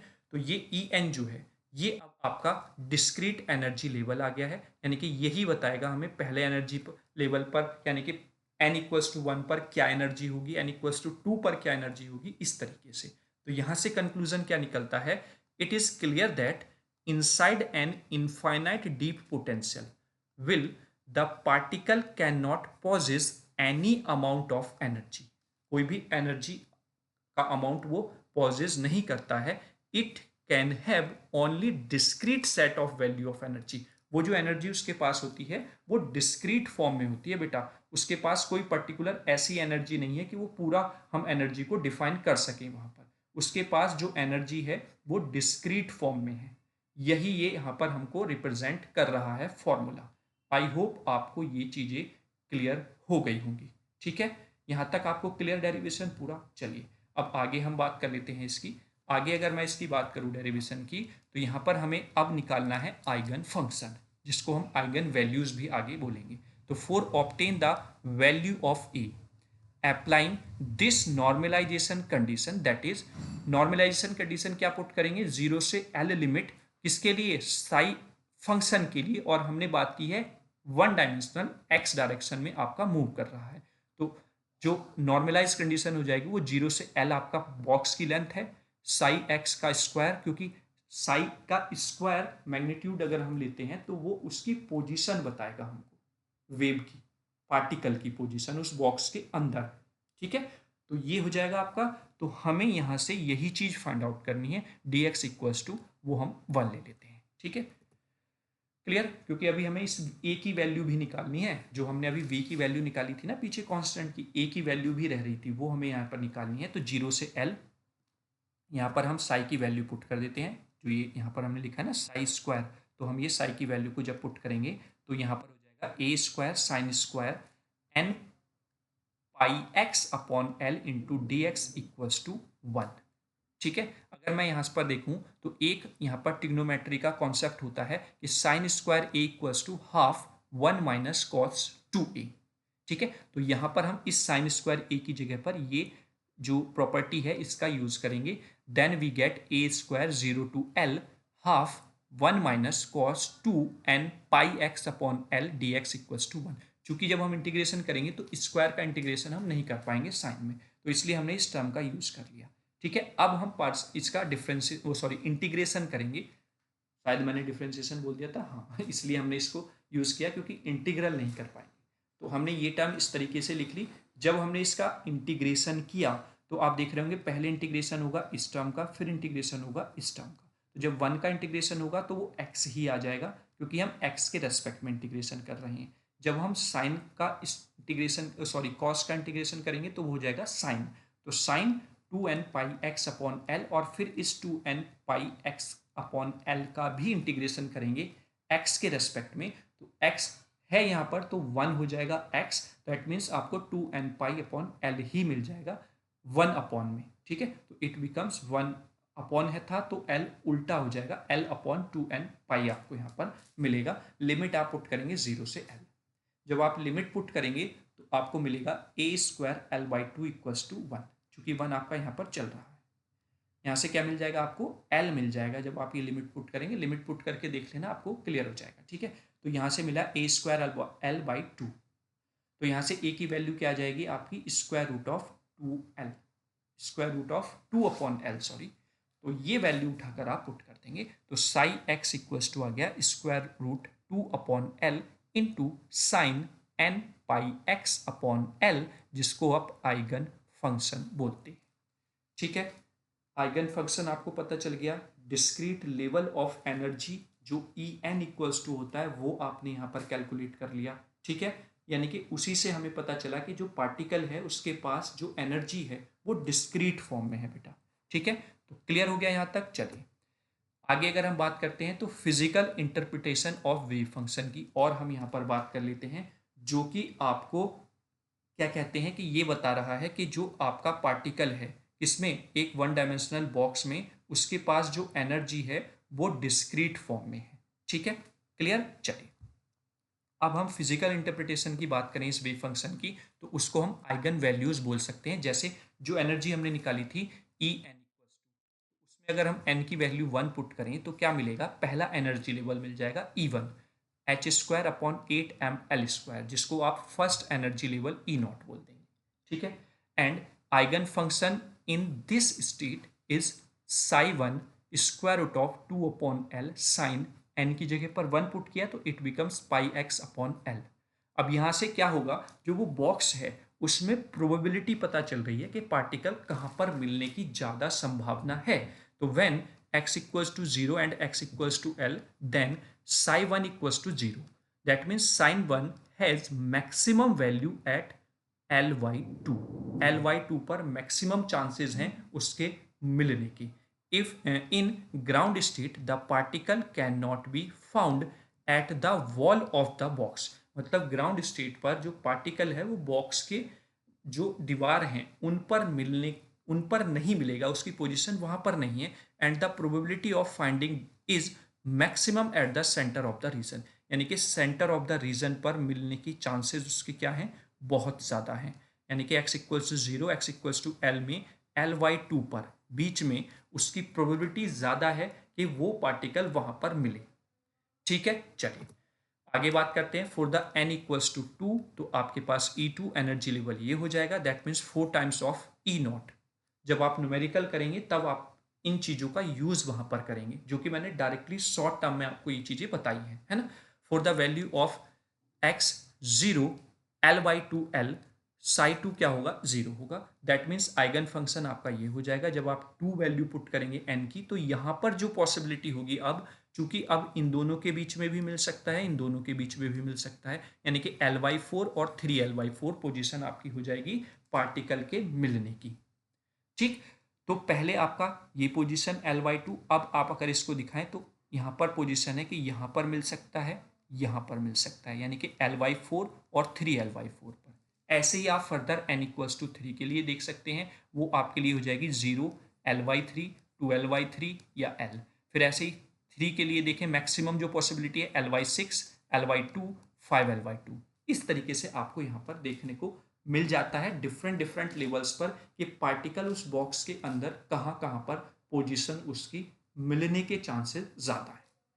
ठीक है, तो I hope eigen values, eigen function या डिस्क्रीट एनर्जी लेवल्स जो हैं वो आपको क्लियर हुआ होगा। जब एक पार्टिकल जिसके वॉल के बाहर जो पोटेंशियल है वो इनफाइनाइट है, वॉल के अंदर जो पोटेंशियल है वो जीरो है, उसमें कोई पार्टिकल फ्री है मूव करने के लिए, तो वो एक एनर्जी जो स्टोर की हुई है या उसके पास जो एनर्जी है वो डिस्क्रीट फॉर्म में होगी, यानी कि डिस्क्रीट एनर्जी लेवल उसके पास वहां पर देखने को आपको मिलेंगे। ठीक है, क्लियर। चलिए आगे चलते हैं। तो फाइनली ये आपका लेक्चर यहीं पर ख़त्म होता है। Thank you for watching this video. मैंने इसमें जितने भी इंपॉर्टेंट डेरिवेशन थे वो यहाँ पर इंक्लूड करने की कोशिश की है।